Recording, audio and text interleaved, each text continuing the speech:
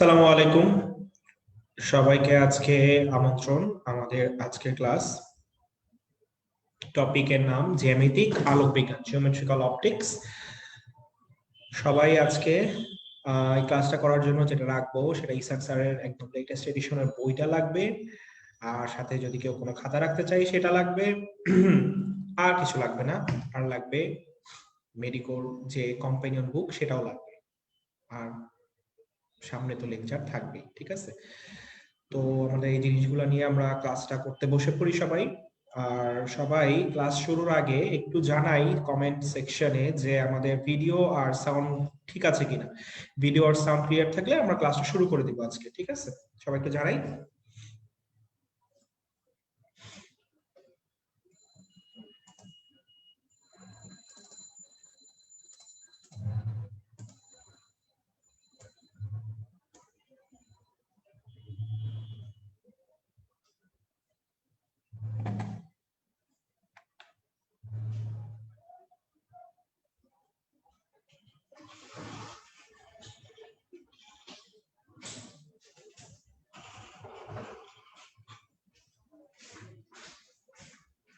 আচ্ছা, ক্লিয়ার।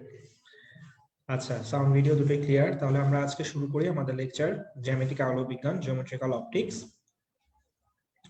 আজকের চ্যাপ্টারের ফার্স্টে একটু দেখে নিই যে চ্যাপ্টারের কোয়েশ্চেন গুলা কোথা থেকে আসে, কোন টপিক। এটা তো সব চ্যাপ্টারের শুরুতেই থাকে।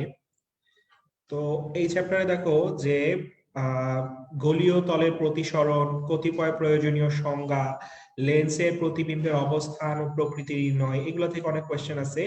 দৃষ্টি ত্রুটি একটা জিনিস আছে, দেখো দৃষ্টি ত্রুটি, সেটা লেখা আছে পুরাতন সিলেবাস। মানে দৃষ্টি ত্রুটি যে জিনিসগুলা, যে মায়োপিয়া, হাইপারমেট্রোপিয়া, এই জিনিসগুলা পুরাতন সিলেবাসের বইয়ে ছিল ফিজিক্সের। এখন নতুন যে সিলেবাসের বই করছে সেইখানে দৃষ্টি ত্রুটি নিয়ে কোনো আলোচনা করা নাই। কিন্তু দেখো এই চ্যাপ্টারের সবচেয়ে বেশি কোয়েশ্চেন আসছে এই দৃষ্টি ত্রুটি থেকেই। তো সেই ক্ষেত্রে আমরা অনেক সময় দেখা যায় যে আগের বছরের কোয়েশ্চেন থেকে সরাসরি প্রশ্ন দিয়ে দেয়। সো আমরা এই জন্য এই দৃষ্টি ত্রুটি জিনিসটা ক্লাসের মাঝখানে একটা স্লাইডে আমরা একটুখানি দেখব যে কি কি কোয়েশ্চেন আসতে পারে বা কি কি লাগবে আমাদের দৃষ্টি ত্রুটি থেকে, এইটুকু। বাকি সবকিছু আমাদের নতুন সিলেবাসের বইয়ে আছে। তো আমরা তাহলে শুরু করি। আর যারা সালাম দিচ্ছিলাম, ওয়ালাইকুম আসসালাম। আমরা এখন শুরু করে ফেলি আমাদের জ্যামিতিক আলোক বিজ্ঞান ক্লাসটা। একদম ফার্স্টের পেজে আছে, দেখো ফার্মাটের নীতি 6.1.1 ফার্মাটের নীতি, ফার্মার্স প্রিন্সিপাল।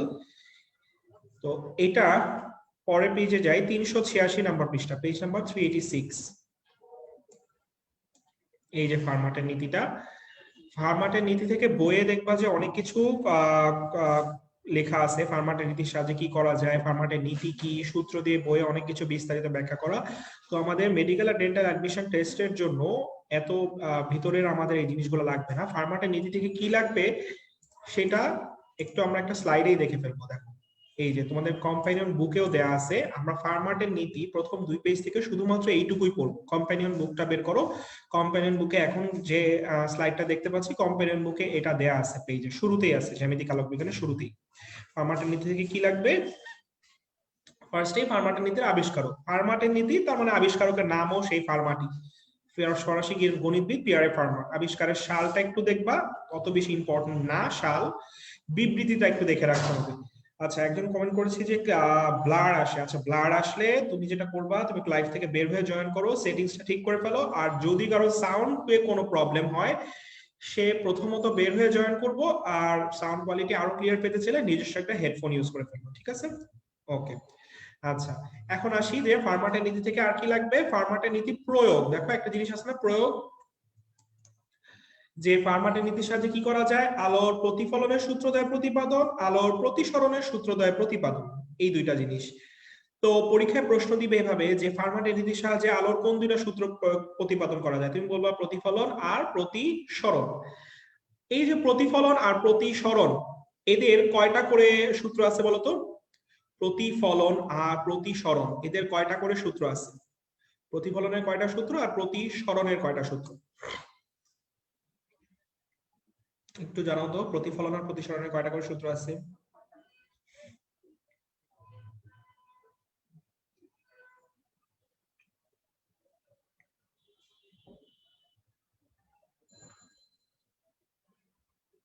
হ্যাঁ, ঝর্ণা বেগম 2টা, মিম 2টা, আচ্ছা আচ্ছা, তাসলিমা 3টা বলছে, না 3টা না 2টা করে, হ্যাঁ 2টা করে সূত্র আছে। এখন প্রতিসরণের যে দ্বিতীয় সূত্র, প্রতিসরণের দ্বিতীয় সূত্র দেখবা বইয়ে পেজের একদম শেষে আছে। প্রতিসরণের দ্বিতীয় সূত্র একটা স্পেশাল নাম আছে, কি নাম? স্নেলের সূত্র। প্রতিসরণের দ্বিতীয় সূত্রের আরেকটা নাম হলো স্নেলের সূত্র, সবাই জানি স্নেলের সূত্র। প্রতিসরণের দ্বিতীয় সূত্রকে বলা হয় স্নেলের সূত্র। আচ্ছা, এটা বইও লেখা আছে, চাইলে কম্পিউটার বুকের পাশে লিখে রাখতে পারি। দ্বিতীয় সূত্রের নাম হচ্ছে যে স্নেলের সূত্র। আচ্ছা, তাহলে একটা কুইজ দেখো, একটা মেডিকেল ডেন্টাল অ্যাডমিশন টেস্টের প্রশ্ন। ফার্মাটের নীতির সাহায্যে ব্যাখ্যা করা যায় কোনটা? ফার্মাটের নীতির সাহায্যে কোনটা ব্যাখ্যা করা যায়?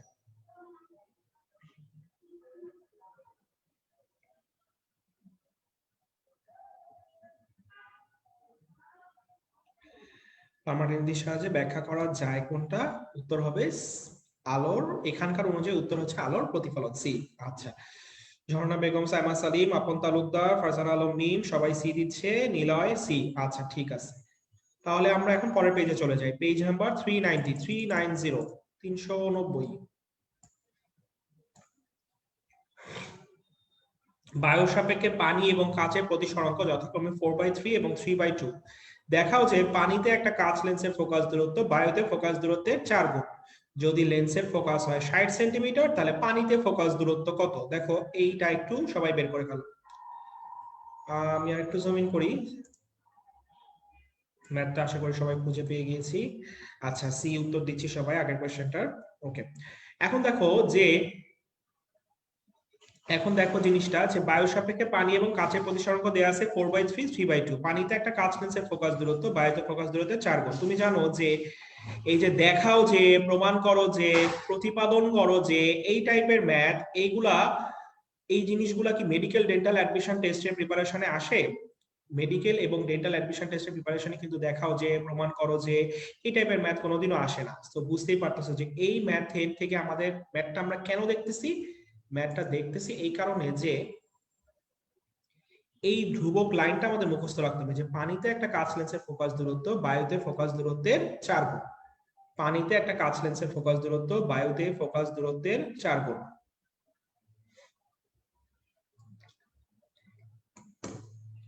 এই ধ্রুবক লাইনটা মুখস্থ রাখতে হবে আমাদের দুইটা কারণে। কারণ কি? তোমাকে পরীক্ষায় সরাসরি প্রশ্ন দিবে যে পানিতে একটা কাচ লেন্সের ফোকাস দূরত্ব বায়ুতে ফোকাস দূরত্বের কয় গুণ, তাহলে তুমি আনসার বলে দিবা 4 গুণ। আর পরীক্ষায় তোমাকে এই টাইপের ম্যাথও দিতে পারে। তো এই টাইপের ম্যাথ দেখো বইয়ে অনেক বড় করে করা আছে, আমরা এই একটা লাইন মুখস্থ রাখলে এই টাইপের ম্যাথ আমরা একবারই করে ফেলতে পারবো। ঠিক আছে, এই টাইপের ম্যাথ আমরা একবারই করে ফেলতে পারবো, এক লাইনে শেষ করে ফেলতে পারবো। তুমি জাস্ট লাইনটা মুখস্থ রাখতেছো যে পানিতে একটা কাচ লেন্সের ফোকাস দূরত্ব বায়ুতে ফোকাস দূরত্বের কয় গুণ? 4 গুণ। তাহলে দেখো এই ম্যাথটা করে ফেলো এখন এক লাইনে। যদি বলছে যে লেন্সের ফোকাস দূরত্ব 60 সেন্টিমিটার হয়, মানে বায়ুতে ফোকাস দূরত্ব যদি 60 সেন্টিমিটার হয়, বের করতে বলছে পানিতে ফোকাস দূরত্ব কত। তুমি জানো পানিতে ফোকাস বায়ুতে ফোকাসের কয় গুণ? পানিতে ফোকাস বায়ুতে ফোকাসের 4 গুণ। তাহলে বায়ুতে যদি 60 সেন্টিমিটার হয়, বায়ুতে যদি 60 সেন্টিমিটার হয়, পানিতে কত হবে? 240 সেন্টিমিটার। দেখো তো 240 আনসার নাকি? দেখো ম্যাথের শেষে 240 আনসার দেয়া আছে।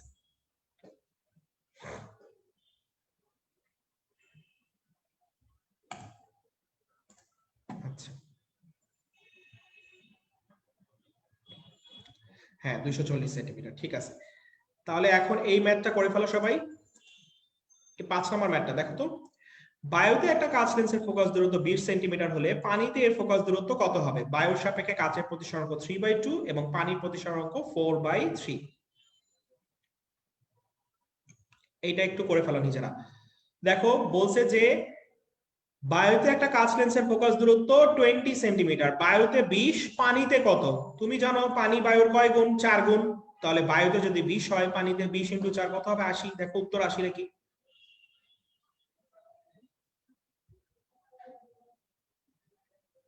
হ্যাঁ, উত্তর 80।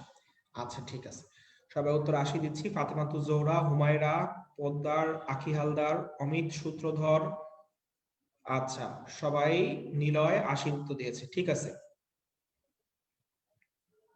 ওকে, তাহলে দেখো বইয়ের এত বড় ম্যাথ আমরা এগুলা সব এক লাইনে শেষ করে ফেলতে পারতেছি শুধুমাত্র একটা লাইন দিয়ে, যে পানিতে ফোকাস বায়ুতে ফোকাসের কয় গুণ? 4 গুণ। তাহলে এই কুইজটা করো তো, এটার আনসার কত বলো। সামিয়া মেধা, আচ্ছা কতক্ষণ আগে ক্লাস শুরু হয়েছে প্লিজ, কতক্ষণ আগে ক্লাস শুরু হয়েছে সেটা দিয়ে কি করবা? তোমার ক্লাসটা তো লাইভ রেকর্ডেড থাকবেই, তুমি পরে দেখে নিও যেটুকু অংশ মিস করে গেছো, আর এখন থেকে তুমি ক্লাসটা করো তাহলেই হয়ে যায়। আবার কয়েকদিন হিসাব দিচ্ছে 11 মিনিট আগে 9 মিনিট আগে, দরকার আছে হিসাব দেওয়ার? সমস্যা নাই তো, ক্লাসটা লাইভ রেকর্ডেড থাকবে, কতক্ষণ আগে শুরু হয়েছে জানার কোনো দরকার নাই। আচ্ছা, অমিত সূত্রধর আনসার এ, ঝর্ণা বেগম এ, আশা আক্তার এ, ঈশা উত্তর দিছে সি, মিমের উত্তর সি, মাহিন সি, প্রভা, নাদিয়া, তিথি, লাবণ্য, ঈশা আচ্ছা সি, আপন তালুকদার সি। ওকে, আচ্ছা কয়েকজন উত্তর ফার্স্টের দিকে দিছিলাম এ, কিন্তু আনসার অ্যাকচুয়ালি সি। তুমি দেখো, তুমি জানো যে পানিতে ফোকাস বায়ুতে ফোকাসের কয় গুণ? পানিতে ফোকাস বায়ুতে ফোকাসের 4 গুণ। তাহলে বায়ুতে ফোকাস পানিতে ফোকাসের কয় গুণ? 1/4 গুণ। তাহলে পানিতে যদি 100 হয়, বায়ুতে কত? 25। ঠিক আছে, হ্যাঁ সি। বুঝতে পারছি, তাহলে কোয়েশ্চেনটা কিন্তু একটু ঘুরাই দিছি।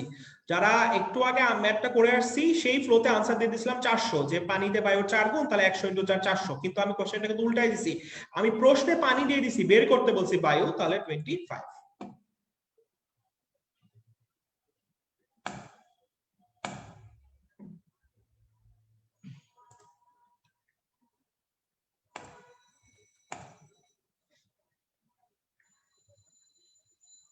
আচ্ছা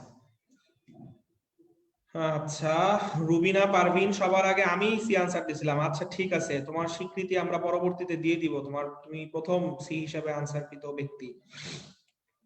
মৃদুল ইসলাম বাপি বেশি আবেগে আনসার করছে, হ্যাঁ বেশি আবেগে, এইটাই বললাম, অনেকে কিন্তু আবেগে পড়ে ক্লাসে যে ম্যাথ করানো হয় কিংবা যেটা বারবার করে মুখস্থ করে যায়, আবেগে পড়ে সেটাই প্রথম অপশনের দিকে সেটাই দাগায় ফেলে, কিন্তু কোয়েশ্চেনটাই খেয়াল করে না, কোয়েশ্চেনে যে তোমার সাথে সূক্ষ্ম প্রতারণা করা হয়েছে সেই বিষয়টা কিন্তু খেয়াল রাখতে হবে। সো একটু মনে রাখবা যে কিছু কিছু কোয়েশ্চেনে তোমার সাথে ধোকা দেওয়ার জন্যই প্রশ্নগুলো তৈরি করা, এবং তুমি ধোকা খেয়ে যে অপশনটা দাগাবা সেই অপশনটাই দেখবে এ নাম্বার অপশনে থাকবে।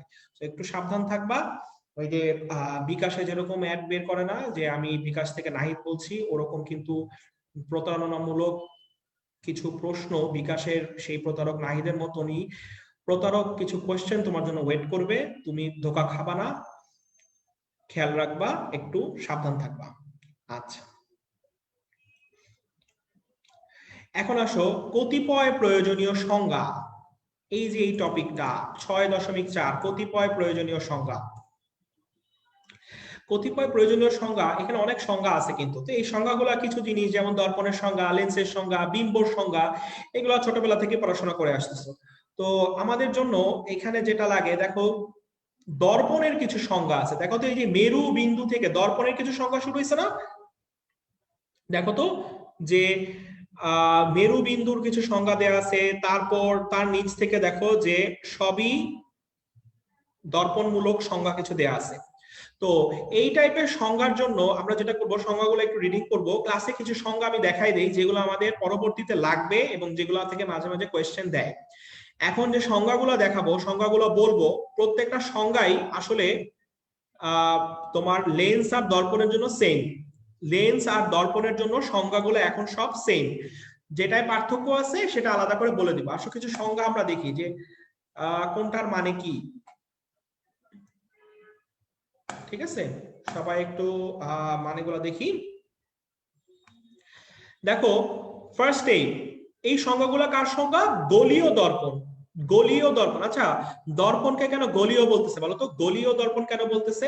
আমরা যে সংজ্ঞাগুলো পড়বো গলীয় দর্পণ কেন বলতেছে, কারণ এই যে এই দর্পণ আমরা যেগুলো দেখি, দর্পণগুলো আসলে কি ছিল? দর্পণটা আসলে এটা গোলক হলো না, আসলে আমি একটা গোলক আঁকার চেষ্টা করি। ধরো এটা একটা গোলক, মোটামুটি একটা গোলক, এটাই ধরে নাও। ঠিক আছে। তো গোলীয় দর্পণ কেন বলতেছে, এটা একটা গোলকেরই অংশ ছিল, একটা গোলক থেকে আমরা নির্দিষ্ট পরিমাণ অংশ এরকম করে কেটে নিছি। হ্যাঁ, একটা গোলক ছিল, সেই গোলক থেকে আমরা একটা নির্দিষ্ট পরিমাণ অংশ এরকম করে কেটে নিছি। কেটে নেওয়ার কারণে এটা একটা গোলীয় দর্পণ নাম হয়ে গেছে, কারণ গোলক থেকে নেওয়া হয়েছে তাই। তো যেই পরিমাণে অংশ আমরা একটা গোলক থেকে কেটে নিলাম, এই যে এইটুকু অংশ, এই অংশটাকে বলতেছি আমরা প্রতিফলক তল। প্রতিফলক তল, এই অংশটাকে বলতেছি আমরা প্রতিফলক তল। হ্যাঁ, ঠিক আছে। এখন আমরা সুন্দর করে আঁকি প্রতিফলক তলটা, আরেকবার সুন্দর করে আঁকি। এখন ওই গোলক টলক সব বাদ, আমরা এখন প্রতিফলক তলটা আঁকতেছি। দেখো এই যে এইটা হলো একটা প্রতিফলক তল, যেটা আমরা গোলক থেকে কেটে নিয়েছিলাম। এই যে বাইরের দিকে একটু পাড়া লাগালাম, এটা হলো একটা অবতল দর্পণ। ঠিক আছে। আচ্ছা, এখন এই বইয়ের প্রথম সংজ্ঞা দেখো, মেরুবিন্দু সংজ্ঞা দেওয়া আছে। এই যে প্রতিফলক তল যেটুকু আমরা গোলক থেকে কেটে নিয়েছিলাম, সেইটার মধ্যবিন্দুকে বলা হয় মেরুবিন্দু। গোলীয় দর্পণের প্রতিফলক তলের মধ্যবিন্দুকে বলা হয় মধ্যবিন্দু। লাবিবা আলাল নিহা নিহা, আজকে মনিটরিং এর জন্য আপু বা ভাইয়া আছে নাকি? কি দরকার আপু বা ভাইয়াকে? আমি আছি মনিটরিং করার জন্য, আমি ক্লাসও করতেছি, মনিটরও করতেছি। ঠিক আছে, খুব বেশি আপু ভাইয়াকে স্মরণ করো না কিন্তু, তাহলে কিন্তু একটু বিপদ হয়ে যাবে। যে কোনো সময় অনেকে হারায় টারায় যেতে পারে ক্লাস থেকে। অলরেডি কিন্তু একজন ক্লাস থেকে হারায় গেছে। হ্যাঁ, তো মনিটরিং এর জন্য আমি আছি। ঠিক আছে, এই যে রি ওয়ান লিখছে, আমি ক্লাস নিচ্ছি, আমি মনিটর করতেছি, সমস্যা নাই। আর কাউকে দরকার হলে তুমি মেনশন দিয়ে দিও, চলে আসবে সময় মতন। আচ্ছা, তাহলে প্রতিফলক তলের মধ্যবিন্দুকে বলা হয় মেরুবিন্দু। ঠিক আছে। এখন দেখো, এই যে গোলীয় দর্পণ ছিল, যে কোনো বলছি এটা একটা গোলক থেকে নিছি, যে কোনো গোলকের কি একটা কেন্দ্র থাকে না? কেন্দ্র থাকে তো একটা গোলকের, তাই না? তো গোলকের যেমন কেন্দ্র থাকে, তার মানে এই দর্পণটা যেহেতু গোলকের অংশ, তাহলে এই দর্পণেরও একটা কেন্দ্র আছে। ধরো এটা কেন্দ্র, এই কেন্দ্রটাকে বলা হয় বক্রতার কেন্দ্র। গোলীয় দর্পণ যে গোলকের অংশ ছিল, সেটার কেন্দ্রকে বলা হয় বক্রতার কেন্দ্র, যেটাকে প্রকাশ করা হয় কি দিয়ে? সি দিয়ে। আর লেন্সের ক্ষেত্রে প্রকাশ করা হয় 2f দিয়ে। এই যে এটা ধরো, এটা কেন্দ্র, এটাকে বলা হয় সি বা 2f। আচ্ছা, ঠিক আছে, সি বা 2f, এটাকে বলা হয় বক্রতার কেন্দ্র, মানে গোলকটার কেন্দ্রটাকে। এই যে বক্রতার কেন্দ্র আর এই যে মেরুবিন্দু, এই দুইটার মাঝখান দিয়ে যে রেখাটা গেছে, এই রেখাটাকে বলা হয় প্রধান অক্ষ। এই রেখাটাকে বলা হচ্ছে প্রধান অক্ষ, যেটা এই যে বক্রতার কেন্দ্র আর মেরুবিন্দুর মধ্য দিয়ে গেল, এটাকে বলা হচ্ছে প্রধান অক্ষ। আচ্ছা, এখন আসি প্রধান ফোকাস মানে কি। ধরো দুইটা সমান্তরাল আলোক রশ্মি, এই যে দেখো দুইটা সমান্তরাল আলোক রশ্মি, যারা আবার প্রধান অক্ষের সাথে সমান্তরাল। ঠিক আছে, দুইটা সমান্তরাল আলোক রশ্মি যারা প্রধান অক্ষের সাথে সমান্তরাল। এই যে দর্পণের উপর পড়লো, পড়ার পরে তারা প্রতিফলিত হয়ে যেই বিন্দু দিয়ে পাস করলো, এই যে এই বিন্দুটা দিয়ে পাস করলো, এই বিন্দুটাকে বলা হয় প্রধান ফোকাস, প্রাইমারি ফোকাস বা প্রধান ফোকাস। এটা হচ্ছে প্রধান ফোকাস।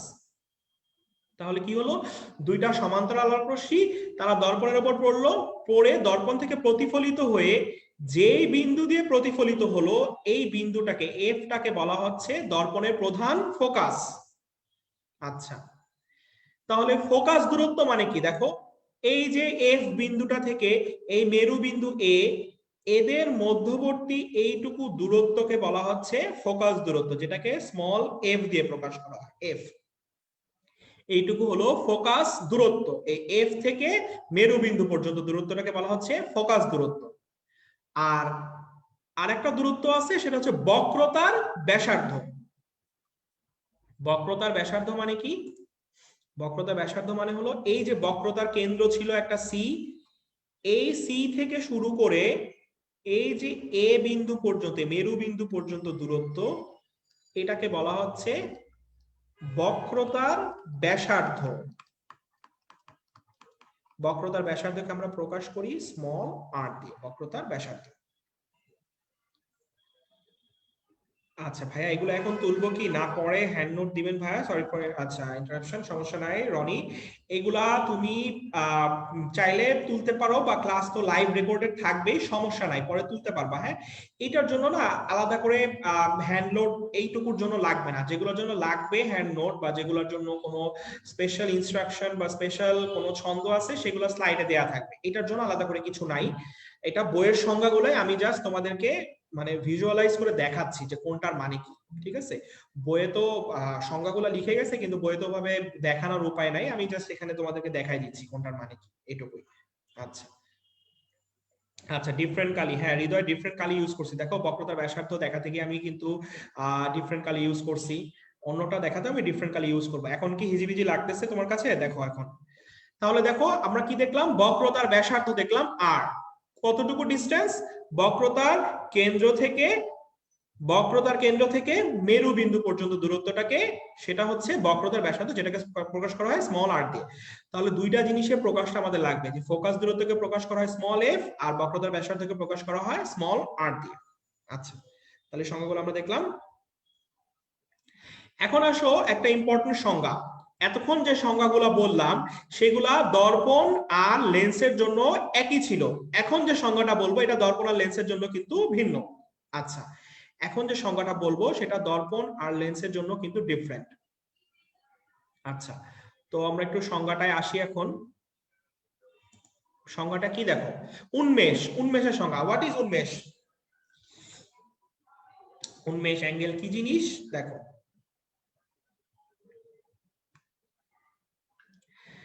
সি এবং এ এর মধ্যবিন্দু কি এফ? হ্যাঁ সুজন, সি এবং এফ মানে বক্রতার কেন্দ্র আর মেরু বিন্দুর মধ্যবিন্দুটা হচ্ছে এই ফোকাস দূরত্ব এফ।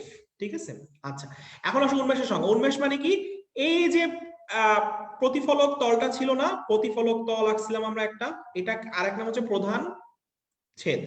প্রধান ছেদ, এই জিনিসটা বক্রতার কেন্দ্রে দেখো একটা কোণ তৈরি করবে। আমি কিন্তু ব্ল্যাক দিয়ে বা ব্ল্যাক কালার ইউজ করে রাখতেছি, সো ডিফারেন্সিয়েট তোমরা করতে পারতেছো আশা করি। এই যে প্রধান ছেদটা বা প্রতিফলক তলটা, এই যে বক্রতার কেন্দ্রে দেখো একটা কোণ উৎপন্ন করলো, এই যে একটা কোণ উৎপন্ন হলো, এই কোণটাকে বলা হয় উন্মেষ। দেখো সংজ্ঞা লেখা আছে যে প্রতিফলক প্রধান ছেদ বক্রতার কেন্দ্রে যে কোণটা উৎপন্ন করে, এই কোণটাকে বলা হচ্ছে উন্মেষ। তাহলে দর্পণের ক্ষেত্রে উন্মেষ মানে হলো একটা কোণ, কোথায় উৎপন্ন হয়? বক্রতার কেন্দ্রে। কে উৎপন্ন করে?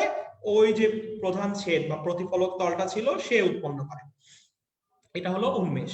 এবং বইয়ে একটা লাইন লেখা আছে, একটু দাগায় নাও, যে এই উন্মেষ বা এই কোণের মানটা কত ডিগ্রির কম হলে সেটাকে ক্ষুদ্র উন্মেষযুক্ত দর্পণ বলে?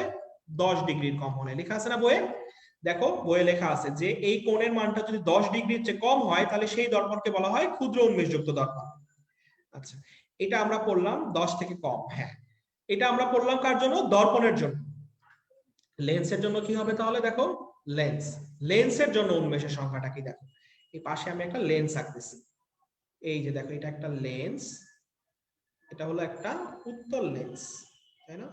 দেখো এটা একটা উত্তল লেন্স, মাঝখানে মোটা, দুই প্রান্ত হলো সরু, উত্তল লেন্স। এখন উত্তল লেন্সের এই প্রান্ত থেকে এই প্রান্ত পর্যন্ত যে দূরত্ব, আঁকাটা ঠিক হলো না, আমি একটু ক্লিয়ার করি। আচ্ছা সমস্যা নেই, এই যে এই প্রান্ত থেকে এই প্রান্ত পর্যন্ত যে দূরত্ব একটা লেন্সের, সেই দূরত্বটাকে বলা হচ্ছে লেন্সের ব্যাস। এই প্রান্ত থেকে এই প্রান্ত পর্যন্ত দূরত্ব, এই লেন্সের ব্যাসকেই বলে তার উন্মেষ। লেন্সের ক্ষেত্রে তার দুই প্রান্তের মধ্যে যে দূরত্ব, সেই দূরত্বটাকে লেন্সের ব্যাস বলে, এবং লেন্সের ক্ষেত্রে লেন্সের এই ব্যাসকেই বলা হয় তার উন্মেষ। তপন স্যারের বই লেখা আছে, তাহলে তোমরা বইয়ের মধ্যে উন্মেষের সংজ্ঞার পাশে লিখে নাও, এটা বইয়ে লেখা নাই, ইসাক স্যারের বইয়ে লেখা নাই, তপন স্যারের বইয়ে লেখা আছে। তুমি ইসাক স্যারের বইয়ে পাশে লিখে নাও, উন্মেষের সংজ্ঞার পাশে লিখে নাও, লেন্সের ব্যাসকেই বলে তার উন্মেষ। লেন্সের ব্যাসকেই বলে তার উন্মেষ। মোহাম্মদ রিফাত, আমি পাচ্ছি না তো, এটা তপন স্যারের বইয়ে আছে, ইসাক স্যারের বইয়ে নাই, তুমি লিখে নাও। লেন্সের ক্ষেত্রে লেন্সের ব্যাসকেই বলে তার উন্মেষ, লেন্সের ব্যাসকেই বলে তার উন্মেষ। আচ্ছা, লেন্সের ব্যাস বলতে কি বোঝায় এটা অনেকে জানতে চায়, আমি দেখাই দিলাম যে লেন্সের দুই প্রান্তের মধ্যে যে দূরত্ব সেটাকে বলা হয় লেন্সের ব্যাস। আচ্ছা, তাহলে আশা করি আমাদের যে সংজ্ঞাগুলো আমাদের জন্য লাগবে বা যেগুলো একটু অনেকে বুঝতে চায়, সংজ্ঞাগুলো আমাদের দেখা শেষ। ফার্স্টে আমরা দেখলাম গোলীয় দর্পণ কেন বলে, দেন মেরুবিন্দু মানে কি, প্রতিফলক তলের মধ্যবিন্দুটা হলো মেরুবিন্দু। এই মেরুবিন্দু থেকে এই বক্রতার কেন্দ্র সি পর্যন্ত দূরত্বকে বলা হয় বক্রতার ব্যাসার্ধ আর, আর মেরুবিন্দু থেকে প্রধান ফোকাস পর্যন্ত দূরত্বকে বলা হয় ফোকাস দূরত্ব এফ। আর এই বক্রতার কেন্দ্রে যে কোণ উৎপন্ন হয় এই কোণটাকে বলা হয় দর্পণের ক্ষেত্রে উন্মেষ। আর লেন্সের ক্ষেত্রে উন্মেষ মানে কি, লেন্সের দুই প্রান্তের মধ্যে দূরত্ব, মানে লেন্সের ব্যাসকেই বলে তার উন্মেষ। ওকে, তাহলে আমাদের আর কোনো সংজ্ঞা লাগবে না, সংজ্ঞা থেকে আমাদের এই কয়টা জানলেই হবে।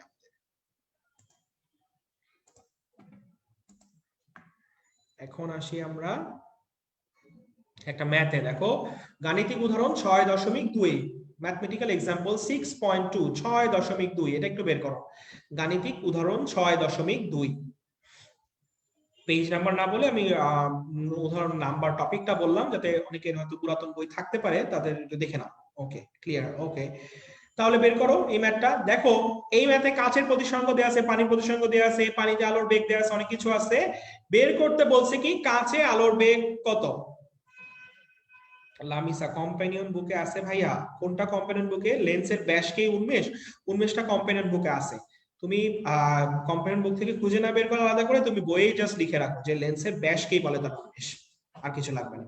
আচ্ছা, তাহলে কাঁচে আলোর বেগ কত? দেখো এই টাইপের ম্যাথ এই চ্যাপ্টারে বেশ কমন। কাঁচে আলোর বেগ কত, হীরায় আলোর বেগ কত, গ্লিসারিনে আলোর বেগ কত, এই টাইপের ম্যাথ কিন্তু এই চ্যাপ্টারে বেশ কয়েক জায়গায় আসে। ঠিক আছে, তো এই টাইপের ম্যাথ সলভ করার জন্য তোমাকে যেটা লাগবে সেটা হলো ফার্স্ট অফ অল বইয়ে যে প্রতিসরাঙ্ক 5টা জিনিসের দেয়া আছে মানগুলো একটু মুখস্থ রাখতে হবে। এটা তোমাদের কম্পাইনিয়ন বুকে দেয়া আছে। দেখো মাধ্যম আর প্রতিসরাঙ্ক, দেখো মাধ্যম আর প্রতিসরাঙ্ক গুলা একটু দেখো। হ্যাঁ, পানি, কেরোসিন, গ্লিসারিন, কাঁচ, হীরা, এই 5টা মাধ্যমের প্রতিসরাঙ্ক বইয়ে আছে। তোমাকে এই 5টা মাধ্যমের প্রতিসরাঙ্ক মুখস্থ রাখতে হবে কিন্তু। ঠিক আছে, আর কোনো প্রতিসরাঙ্ক বই থেকে আর পড়ার দরকার নেই, বইয়ে 5টাই আছে। এই 5টা মান তোমাকে মুখস্থ রাখতে হবে। এই 5টা মান কেন মুখস্থ রাখতে হবে? প্রথমত তোমাকে প্রশ্ন দিতে পারে, বলবে পানির প্রতিসরাঙ্ক কত, বা গ্লিসারিনের প্রতিসরাঙ্ক কত, বা কাঁচের প্রতিসরাঙ্ক কত, এটা সরাসরি প্রশ্ন তোমাকে দিয়ে দিতে পারে। অথবা এই 5টা মান মুখস্থ রাখলে কি হবে, একটু আগে যে ম্যাথটা দেখলাম সেগুলো এক লাইনে করে ফেলা যাবে। দেখো এর আগে যে ম্যাথটা দেখলাম ওইটা করার শর্টকাটটা আগে একটু লিখে নাও। তুমি লিখে নাও যে কোনো মাধ্যমে আলোর বেগ বের করার শর্টকাট, যে কোনো মাধ্যমে আলোর বেগ ইকুয়াল টু শূন্য মাধ্যমে আলোর বেগ ডিভাইডেড বাই ওই মাধ্যমের প্রতিসরাঙ্ক। যে কোনো মাধ্যমে আলোর বেগ বের করার শর্টকাটটা লিখে নাও। শূন্য মাধ্যমে আলোর বেগ তুমি জানো 3 × 10⁸ metre per second, divided by তোমাকে যেই মাধ্যমে আলোর বেগ বের করতে বলছে সেই মাধ্যমের প্রতিসরাঙ্ক। হ্যাঁ, এটা একটু লিখে নাও সবাই। এটা লিখে দিলে তোমাকে এই বইয়ে যা যা প্রতিসরাঙ্ক বের করতে বলবে তুমি ওই 5টা মান মুখস্থ রাখলে যে কোনো মাধ্যমের প্রতিসরাঙ্ক খুব দ্রুত বের করে ফেলতে পারবা। আসো দেখি, দেখো দেখো তো তুমি যে কাঁচে আলোর প্রতিসরাঙ্ক কত, 3/2। এখন এই ম্যাথটায় আসো। দেখো কাঁচের প্রতিসরাঙ্ক বলছে 1.5, পানির প্রতিসরাঙ্ক 4/3, পানিতে আলোর বেগ এত হলে কাঁচে আলোর বেগ কত। আমাদের এত ইনফরমেশন কিছু লাগবে না, আমাদের খালি যেটা দেখতে হবে সেটা হচ্ছে যে বের করতে বলছে কিসে আলোর বেগ, কাঁচে আলোর বেগ। তুমি জানো যে কোনো মাধ্যমে আলোর বেগ মানে কি, শূন্য মাধ্যমে আলোর বেগ। শূন্য মাধ্যমে আলোর বেগটা কত তুমি জানো, শূন্য মাধ্যমে আলোর বেগ 3 × 10⁸ ডিভাইডেড বাই ওই মাধ্যমের প্রতিসরাঙ্ক। কাঁচের প্রতিসরাঙ্ক কত, 3/2। তাহলে এখন আসো 3 × 10⁸ ইন্টু 2, নিচে আছে 3, কাটাকাটি চলে গেলে আনসার আসে 2 × 10⁸। দেখো বইয়ের আনসারও এটাই, 2 × 10⁸। আচ্ছা, ফিজিক্যাল অপটিক্সে ছিল ভাইয়া সাকিব। হ্যাঁ, ফিজিক্যাল অপটিক্সে, হ্যাঁ ভৌত আলোক বিজ্ঞানও এরকম ম্যাথ ছিল। আচ্ছা, সবাই আশা করি এটা জানি। ওকে, তাহলে এখন আমাদের এই টাইপের ম্যাথ সলভ করা খুবই ইজি হয়ে যাবে।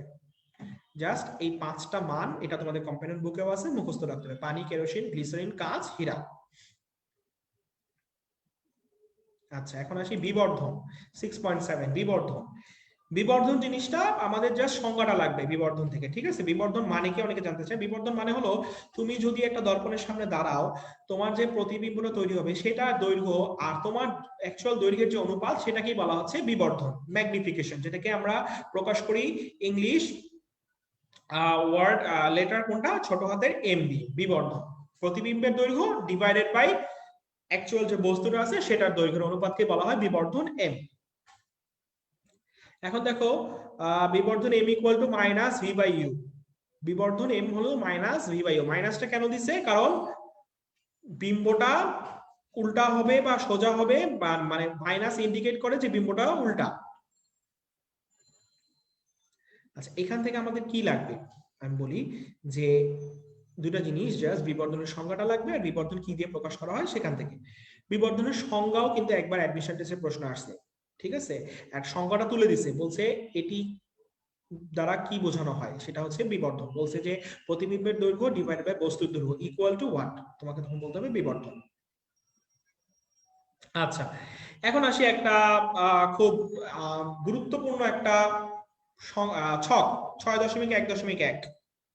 লেন্সের প্রতিবিম্বের অবস্থান ও প্রকৃতি নির্ণয়। লেন্সের প্রতিবিম্বের অবস্থান ও প্রকৃতি নির্ণয়।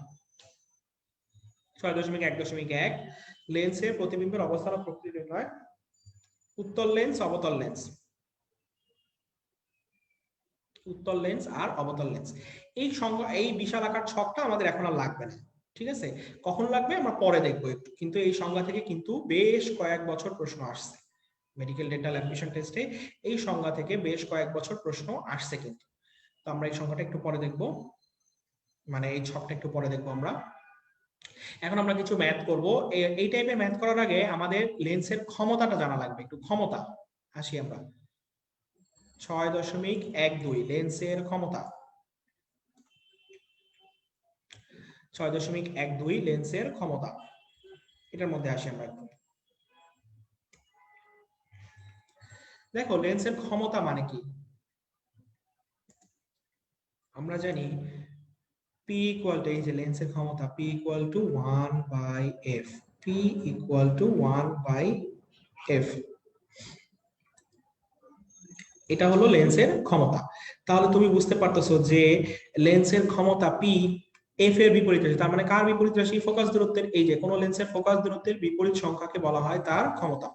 ফোকাস দূরত্বের বিপরীত রাশিকে বলা হয় তার ক্ষমতা, P ইকুয়াল টু 1/f। এখন এই ক্ষমতার একক কি দেখো, লেন্সের ক্ষমতার পরিমেয় রাশি, লেন্সের ক্ষমতার একক কি? ডায়োপ্টার, যেটাকে ডি দিয়ে সূচিত করা হয়, ডায়োপ্টার বা ডি। লেন্সের ক্ষমতাকে সূচিত করা হয় ডায়োপ্টার দিয়ে, ডি দিয়ে। আচ্ছা, আর ফোকাস দূরত্বটাকে এক্ষেত্রে কোন এককে নেওয়া হয় দেখো তো, মিটার এককে। এই জিনিসটা কিন্তু খেয়াল রাখতে হবে, মিটার এককে। ফোকাস দূরত্ব সেন্টিমিটারে নিলে হবে না। ক্ষমতা পি নির্ণয়ের ক্ষেত্রে ফোকাস দূরত্ব এফ কে অলওয়েজ নিতে হবে মিটারে এম এ, না হলে কিন্তু হবে না। আচ্ছা, ওকে। আর এই জিনিসটা তো সবাই জানি যে কোন লেন্সের ক্ষমতা ধনাত্মক, উত্তল লেন্সের ক্ষমতা ধনাত্মক আর অবতল লেন্সের ক্ষমতা ঋণাত্মক। পেজ নাম্বার 410, নতুন বইয়ের 410 নাম্বার পৃষ্ঠা। আচ্ছা, তাহলে ধরো তোমাকে একটা প্রশ্ন দিলাম যে একটা লেন্সের ফোকাস দূরত্ব 100 সেন্টিমিটার, একটা লেন্সের ফোকাস দূরত্ব 100 সেন্টিমিটার, ক্ষমতা কত? লেন্সের ফোকাস দূরত্ব 100 সেন্টিমিটার, সেটার ক্ষমতা কত?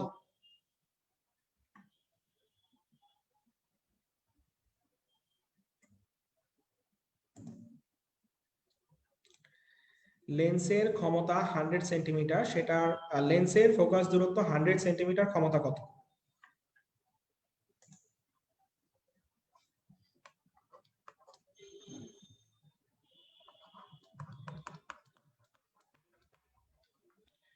হান্ড্রেড সেন্টিমিটার মানে কি? 1 metre. P equal to 1/f, তাহলে 1/1 মানে 1। আচ্ছা,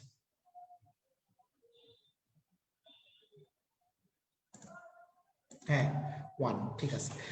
এই যে 0.01 একজন বলছে আশা আক্তার, তোমাকে বলছি 100 সেন্টিমিটার, কিন্তু ক্ষমতা নির্ণয়ের ক্ষেত্রে 1/100 হবে না। ক্ষমতা নির্ণয়ের ক্ষেত্রে এফ এর মান অলওয়েজ কি মিটারে নিতে হবে না? তাহলে 100 সেন্টিমিটার মানে কি 1 মিটার, তাহলে পি ইকুয়াল টু 1/f, তাহলে 1/1 মানে আনসার হবে 1। আচ্ছা, এখন দেখো, এখন যে ম্যাথটা দেখতে পাচ্ছি এই টাইপের ম্যাথ করার জন্য শর্টকাট আছে একটা, শর্টকাটটা একটু লিখে নাও।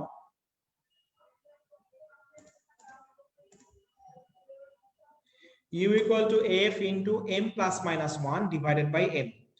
u equal to f into m plus minus 1 divided by m. f into m plus minus 1 divided by m.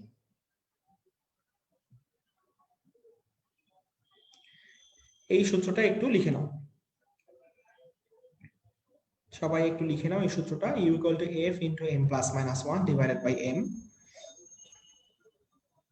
আচ্ছা, কোনটার মানে কি বা কোনটা দিয়ে কি করতে হবে আমি একটু বলতেছি তোমাদেরকে, ঠিক আছে?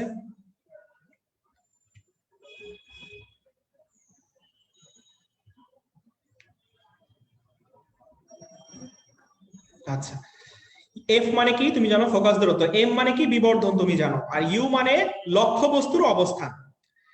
আবার নিচে বলা আছে যদি ফোকাস দূরত্ব না দেয়া থাকে, যদি ক্ষমতা দেয়া থাকে, তাহলে এফ ইকুয়াল টু কি 1/p হবে। এটা অ্যাকচুয়ালি হ্যাঁ 1/p বা 1/d মিটার, এটা ঠিক আছে।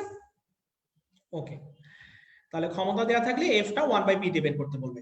এখন দেখো সূত্রে একটা প্লাস মাইনাস আছে না, সেই প্লাস মাইনাসের জন্য এই লাইনটা, যদি তোমাকে প্রশ্নে বিম্ব বাস্তব বলে দেয় তাহলে হবে প্লাস, যদি অবাস্তব বলে দেয় তাহলে হবে মাইনাস। দেখো, যদি বিম্ব বাস্তব বলে তোমাকে প্রশ্নে তাহলে হবে প্লাস, আর বিম্ব যদি অবাস্তব বলে তাহলে হবে মাইনাস। আচ্ছা, এখন আমরা একটু ম্যাথটা অ্যাপ্লাই করি। দেখো ম্যাথে আসি।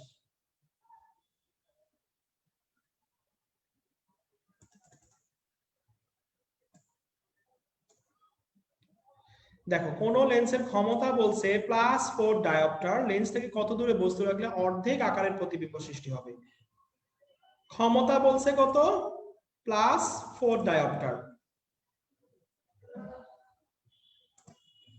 তোমরা বইটা রাখো, আমি একটু হোয়াইট শিটে যাই।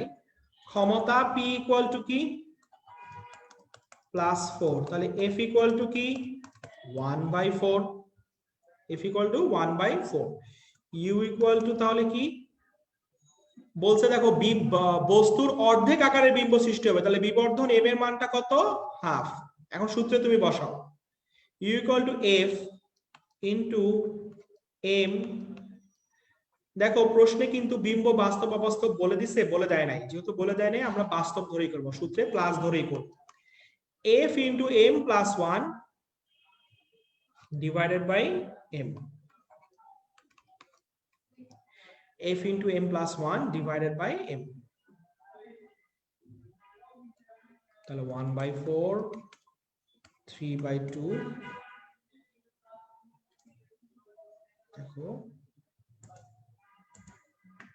এই যে এই সূত্র থেকে আমরা এখানে চলে আসছি, ঠিক আছে? ডিভাইডেড বাই m দেখাই দিলাম, ডিভাইডেড বাই হাফ।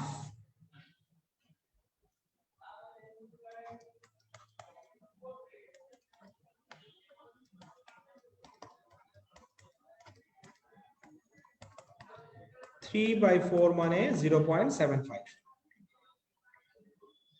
3/4 মানে 0.75, ঠিক আছে?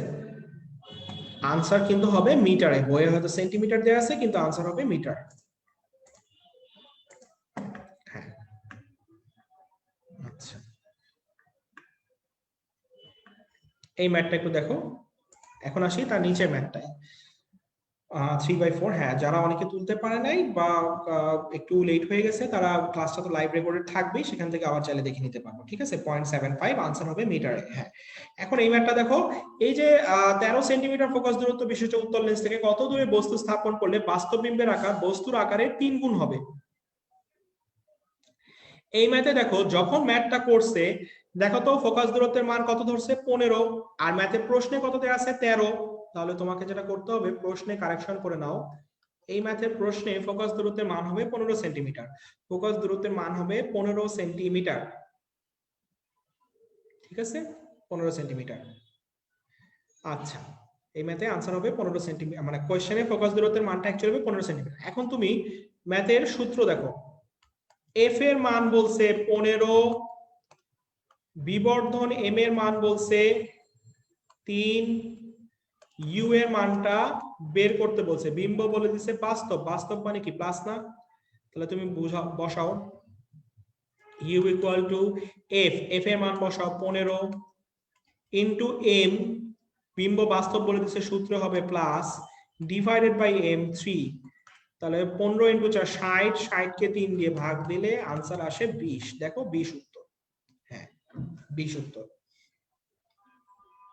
আচ্ছা ঠিক আছে 20, হ্যাঁ সবাই 20 করে ফেলছি, তাহলে আশা করি সবাই পারবো। দেখো ইজি ম্যাথ।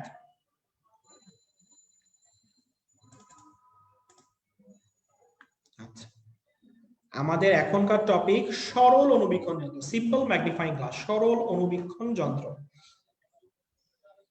আচ্ছা, সরল অনুবীক্ষণ যন্ত্র, তো এই সরল অনুবীক্ষণ যন্ত্র থেকে আমাদের কিছু জিনিস জানতে হবে, কিছু ছোট ছোট জিনিস যেগুলো থেকে অ্যাডমিশন টেস্টে কিন্তু বেশ কয়েকবার প্রশ্ন আসছে এই সরল অনুবীক্ষণ যন্ত্র থেকে। তাবাসসুম তন্নি বইয়ের আনসার সেন্টিমিটারে দেওয়ার কেন, বইয়ের আনসার ওইটা আগেরটা যেটা 0.75 ওটা কিন্তু মিটারই হবে, ঠিক আছে, ওইটা মিটারই হবে, কিন্তু এটার আনসার সেন্টিমিটারে। প্রথমটার আনসার মিটারে হবে, প্রথমটা যেটা 0.75 ছিল সেটার আনসার মিটারেই হবে, আর এখন যে ম্যাথটা করলাম এটা সেন্টিমিটারই হবে, কারণ এখানে কোনো ক্ষমতা বা কিছু বলে দেয়নি।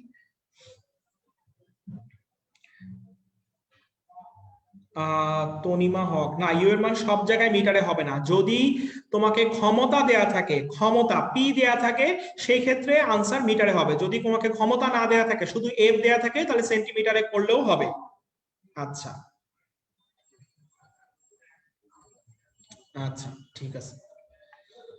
সরল অনুবীক্ষণ যন্ত্র, এখন আমরা আসি সরল অনুবীক্ষণ যন্ত্র থেকে কি লাগবে আমাদের।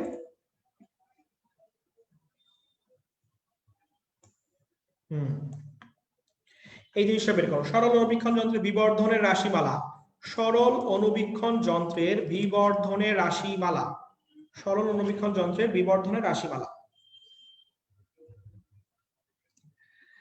এম এর প্লাস মাইনাসের ব্যাপারটা ভাইয়া বইয়ে 20 সেন্টিমিটার সামনে কেন লেখা, শুনো তোমার সামনে পিছনে এটা নিয়ে কনফিউজ হওয়ার দরকার নাই।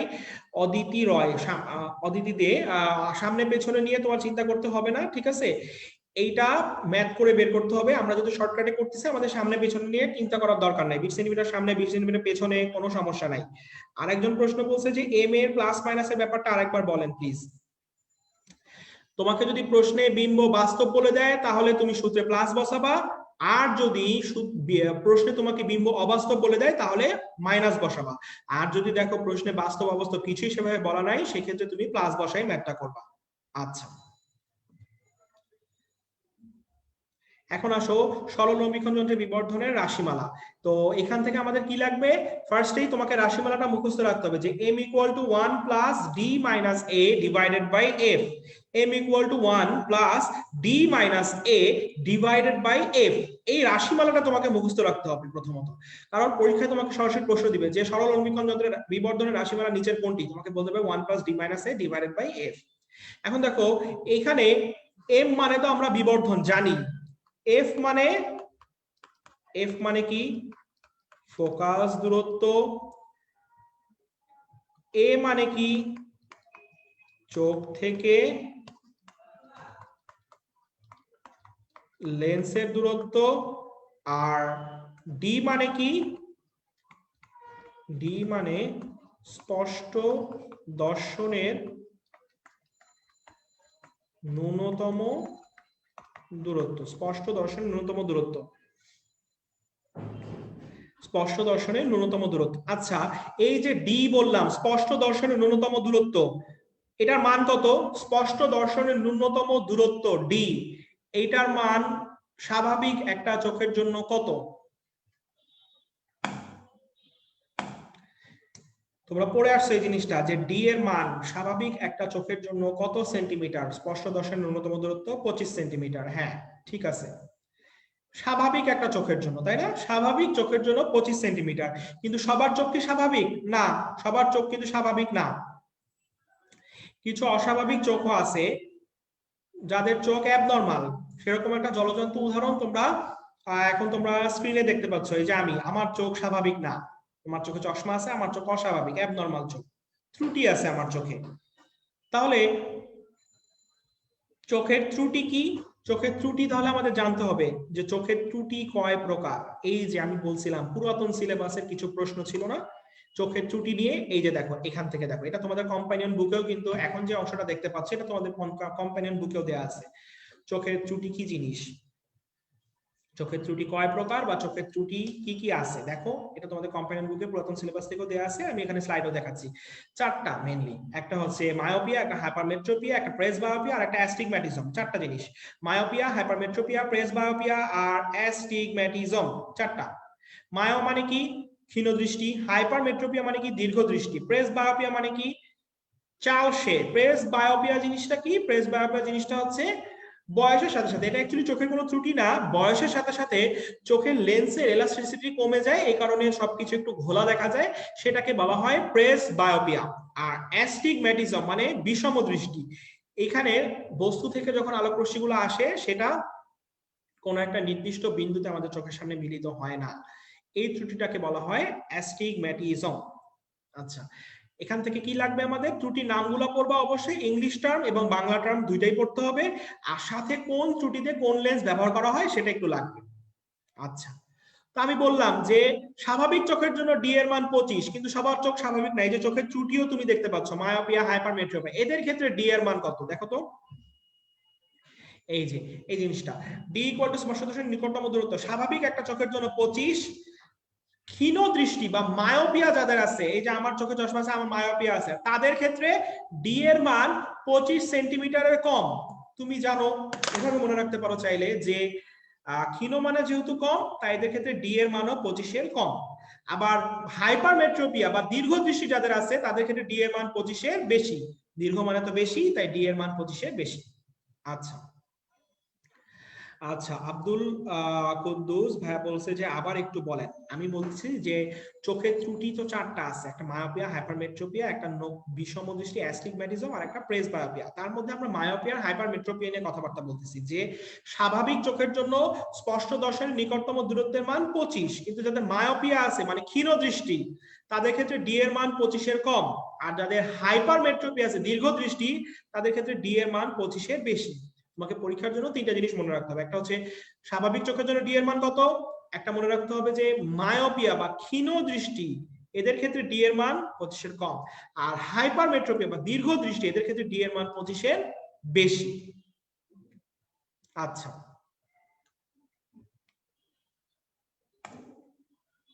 ওকে,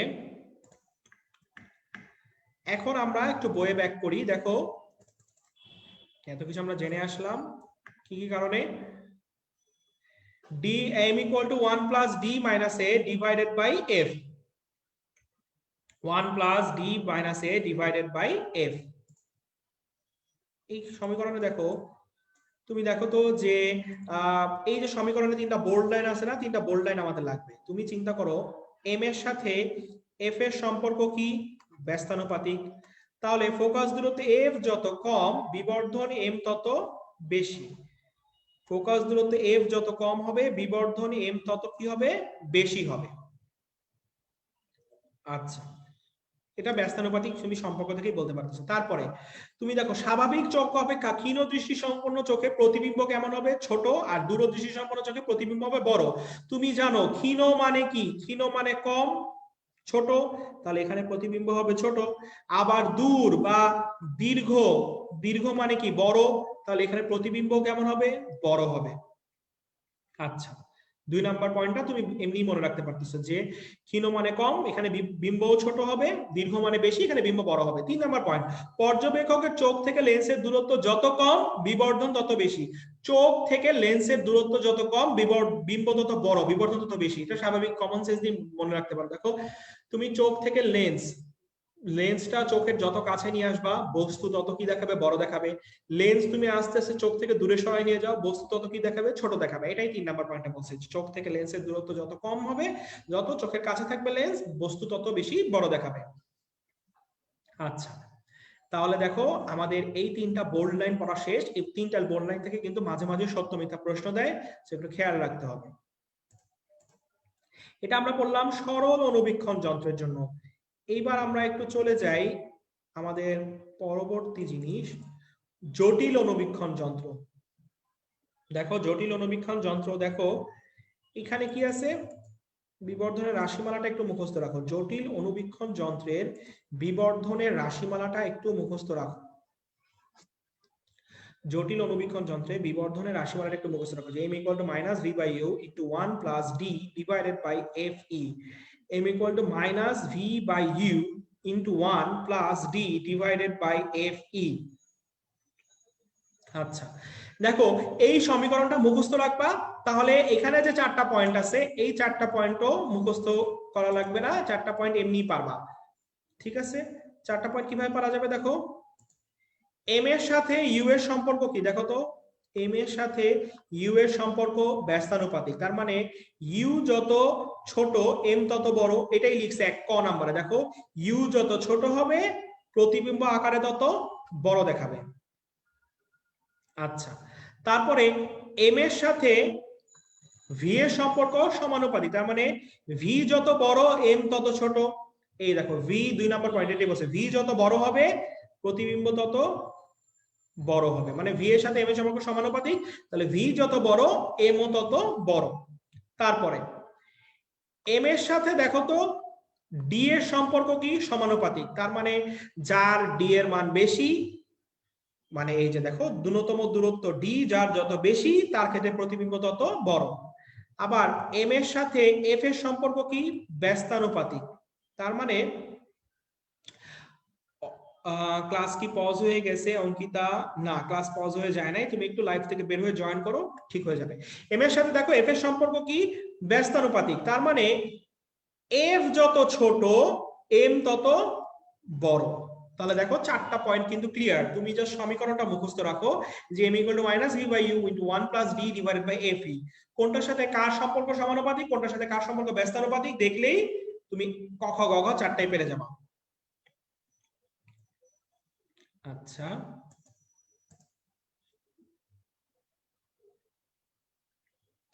এবার আমরা আসি দূরবীক্ষণ যন্ত্রে। দূরবীক্ষণ যন্ত্র থেকে কি লাগবে, এই যে 3টা দূরবীক্ষণ যন্ত্রের নাম, এটা একটু সবাই বের করো। দূরবীক্ষণ যন্ত্র 418 নম্বর পৃষ্ঠা, 4টা দূরবীক্ষণ যন্ত্রের প্রতিসরণ আর প্রতিফলক দূরবীক্ষণ যন্ত্রের নামগুলো আমাদের লাগবে। দেখো প্রতিসরণ প্রতিফলক 3টা করে নাম দেওয়া আছে, আমরা 2টা পড়বো না, আমরা যে কোনো একটা পড়বো। আমরা প্রতিসরণটা পড়বো শুধুমাত্র, আমরা শুধুমাত্র প্রতিসরণ দূরবীক্ষণ যন্ত্রটা পড়বো।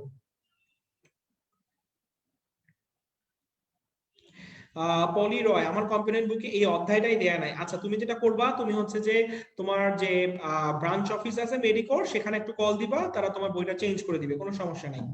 আচ্ছা, তাহলে প্রতিসরণ আর প্রতিফলক দূরবীক্ষণ যন্ত্রের মধ্যে আমরা শুধু প্রতিসরণটা পড়বো। একটু লিখে নাও, প্রতিসরণ দূরবীক্ষণ যন্ত্রের জন্য এই ছন্দটা একটু লিখে নাও, যে স্যার গ্যালিলিও ভুয়া জ্যোতিষী। দেখো স্যার গ্যালিলিও ভুয়া জ্যোতিষী, স্যার গ্যালিলিও ভুয়া জ্যোতিষী, স্যার দিয়ে কি হবে, স দিয়ে হবে প্রতিসরণ, গ্যালিলিও দিয়ে গ্যালিলিও, ভুয়ার ভু দিয়ে ভু, আর জ্যোতিষের জ্যোতিষ দিয়ে জ্যোতিষ দূরবীক্ষণ যন্ত্র। স্যার গ্যালিলিও ভুয়া জ্যোতিষী, স্যার দিয়ে মনে রাখবা, স দিয়ে মনে রাখবা প্রতিসরণ, গ্যালিলিও দিয়ে গ্যালিলিও, ভুয়ার ভু দিয়ে ভু, আর জ্যোতিষের জ্যোতিষ দিয়ে জ্যোতিষ দূরবীক্ষণ যন্ত্র। এগুলো সব প্রতিসরণ দূরবীক্ষণ যন্ত্র। তাহলে প্রতিফলক দূরবীক্ষণ যন্ত্র আলাদা করে পড়ার দরকার নাই, এর বাইরে যা থাকবে সবই হবে প্রতিফলক। আচ্ছা, এখন আসি অনুবীক্ষণ আর দূরবীক্ষণ যন্ত্রের বৈশিষ্ট্য। অনুবীক্ষণ আর দূরবীক্ষণ যন্ত্রের বৈশিষ্ট্য, দেখো অনুবীক্ষণ আর দূরবীক্ষণের বৈশিষ্ট্যগুলো একটা আর একটা ঠিক অপোজিট, আমাদের দুইটাই পড়া লাগবে না, আমরা যে কোনো একটা পড়বো। আমরা কোনটা পড়বো, আমরা পড়বো অনুবীক্ষণটা, অনুবীক্ষণ যন্ত্রের বৈশিষ্ট্যগুলো আমরা পড়বো। প্রথম বৈশিষ্ট্য, নিকটবর্তী অতি ক্ষুদ্র বস্তু পর্যবেক্ষণের কাজে ব্যবহৃত হয়। ক্ষুদ্র বস্তু, তুমি এটা বেসিক দিয়ে মানে নরমালি কমন সেন্স দিয়ে মনে রাখা যায়। দেখো যে অনুবীক্ষণ, এটা দিয়ে কি আমি আকাশের চাঁদ তারা দেখতে পারবো? পারবো না। তাহলে কাছের কোনো ছোট বস্তু দেখতে আমরা অনুবীক্ষণ যন্ত্রটা ব্যবহার করে ফেলি। আচ্ছা, গেল একটা। আর বাকি যে চারটা, অভিলক্ষ্য ছোট হয়, বিবর্ধিত হয়, অধিক দূরত্বে গঠিত হয়, লক্ষ্যবস্তুর সাপেক্ষে উল্টা হয়, এইগুলা মনে রাখার জন্য আমরা যেটা করব, একটা ছন্দ লিখে নাও, একটা ছোট লাইন। অণুতে নেত্র বড় এবং উল্টা। অণুতে নেত্র বড় এবং উল্টা। অণুতে নেত্র বড় এবং উল্টা। অণুতে নেত্র বড় এবং উল্টা। এটা একটু লিখে নাও।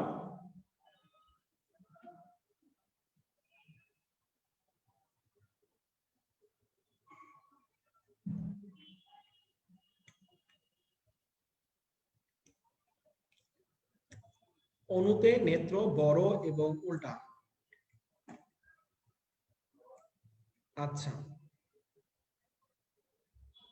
এখন আসো, ভুয়া দিয়েছিল নভ বা ভূ দূরবীক্ষণ যন্ত্র, ভুয়া দিয়েছিল ভূ দূরবীক্ষণ যন্ত্র, আর জ্যোতিষ দিয়েছিল নভ বা জ্যোতিষ দূরবীক্ষণ যন্ত্র। আচ্ছা, এখন দেখো, সাদাত হোসেন মিরাজ, নিমোনিক গুলা কি কম্পোনেন্ট বুকে আছে? না, নিমোনিক গুলো কম্পোনেন্ট বুকে নাই। নিমোনিক গুলো তো আলাদা করে আমি এখানে স্লাইডে দিয়েই দিচ্ছি, স্লাইড তো আপলোড করাই থাকবে, সো সেখান থেকে তুমি নিয়ে নিতে পারবা। আচ্ছা, এখন অণুতে নেত্র বড় এবং উল্টা বলছি। ফার্স্টেই অণুতে নেত্র বড় বলছি। দেখো 2 নম্বর পয়েন্টটা, অভিনেত্রের সাপেক্ষে অভিলক্ষ্য লেন্সের উন্মেষ আর ফোকাস দূরত্ব ছোট হয়। এখান থেকে প্রশ্ন করবে যে কার উন্মেষ বড়, অভিনেত্রের না অভিলক্ষের? আবার প্লিজ ভেঙে বলেন দিতেন যদি। আমি ওটা বলে দিচ্ছি, ট্রিক্সটা তো জাস্ট লিখলা, এখন আমি বলতেছি এটার মানে কি। দেখো 2 নাম্বার পয়েন্টটা, অভিনেত্রের ফোকাস দূরত্ব বড় নাকি অভিলক্ষের বড়, বলো তো 2 নাম্বার পয়েন্টে।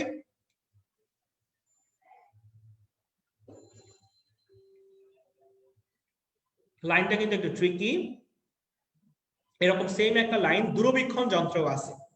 সো আমরা এটা মুখস্থ না করে আমরা কি মনে রাখছি? আমরা মনে রাখছি অণুতে নেত্র বড়। অণুতে কে বড়? নেত্র বড়। অণুতে নেত্র বড়। তার মানে বুঝতে পারতেছো যে অণু দিয়ে অনুবীক্ষণ যন্ত্র, নেত্র দিয়ে অভিনেত্র। অনুবীক্ষণ যন্ত্রে অভিনেত্রটা বড়।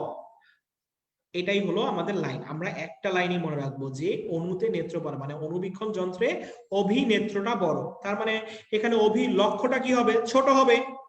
তাহলে দূরবীক্ষণ যন্ত্রের জন্য তার উল্টা হবে। তাহলে দূরবীক্ষণ যন্ত্রে অনুবীক্ষণে অভিনেত্র বড় ছিল, তাহলে দূরবীক্ষণ যন্ত্রে কে বড় হবে? অভিলক্ষ্য বড় হবে। ওখানে অভিনেত্রটা ছোট হবে। তাহলে এক লাইন থেকে 4 লাইন হয়। তো আমরা এই 4 লাইন আলাদা করে মুখস্থ না করে আমরা জাস্ট এই লাইনটাই মনে রাখবো যে অণুতে নেত্র বড় মানে অনুবীক্ষণ যন্ত্রে অভিনেত্রটা বড়। আচ্ছা,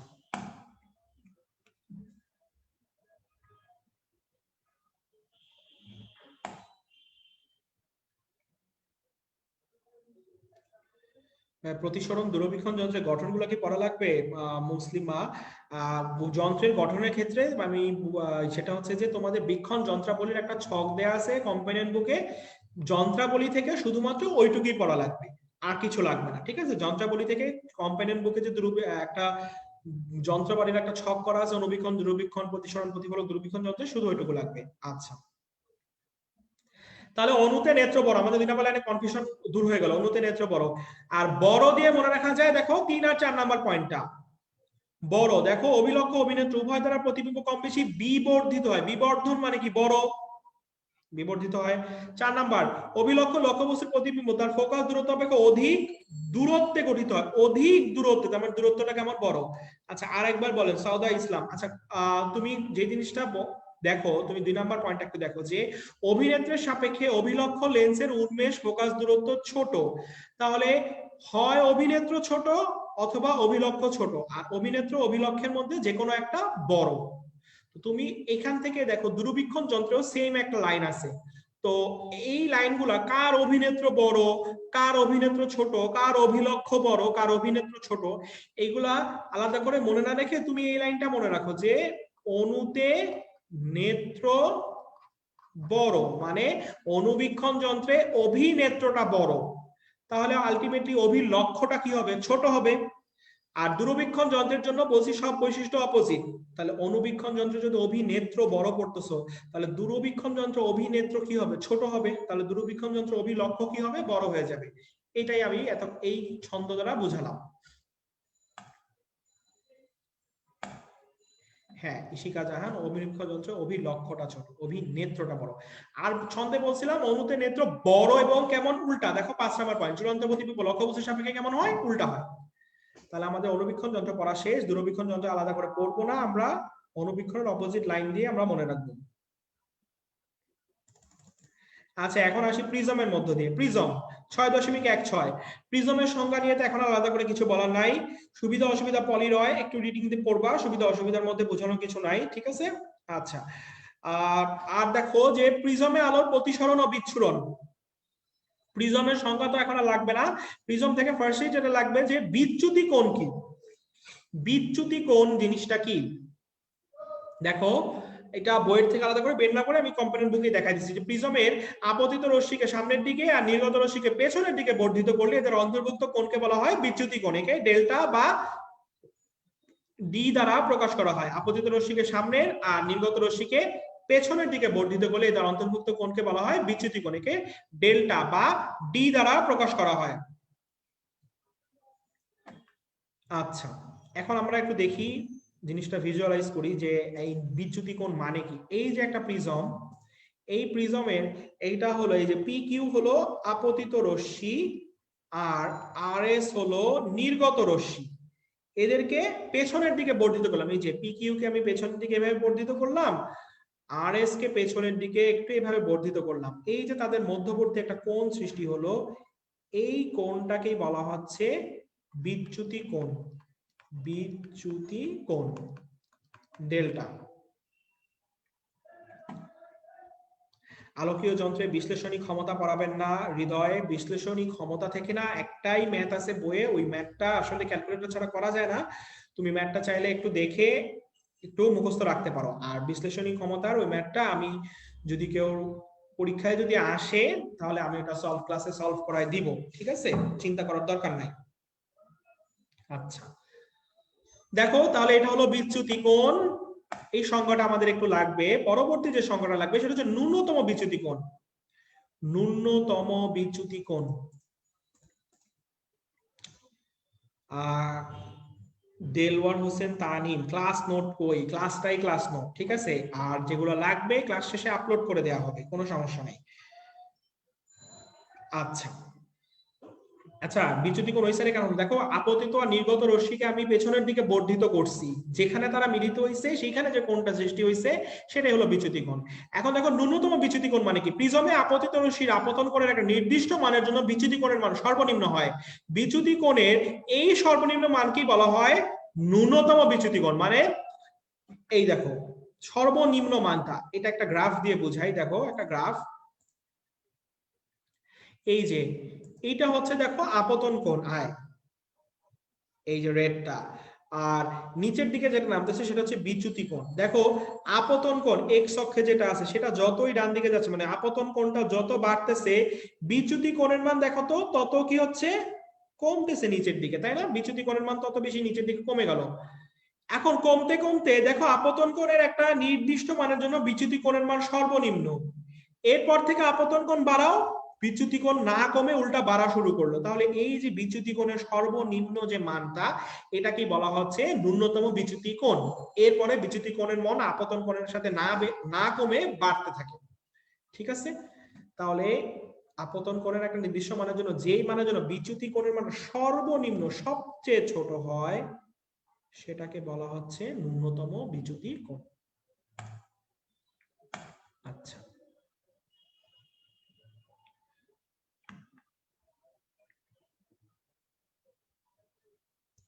আচ্ছা, এখন দেখো ন্যূনতম বিচ্যুতির কিছু শর্ত আছে।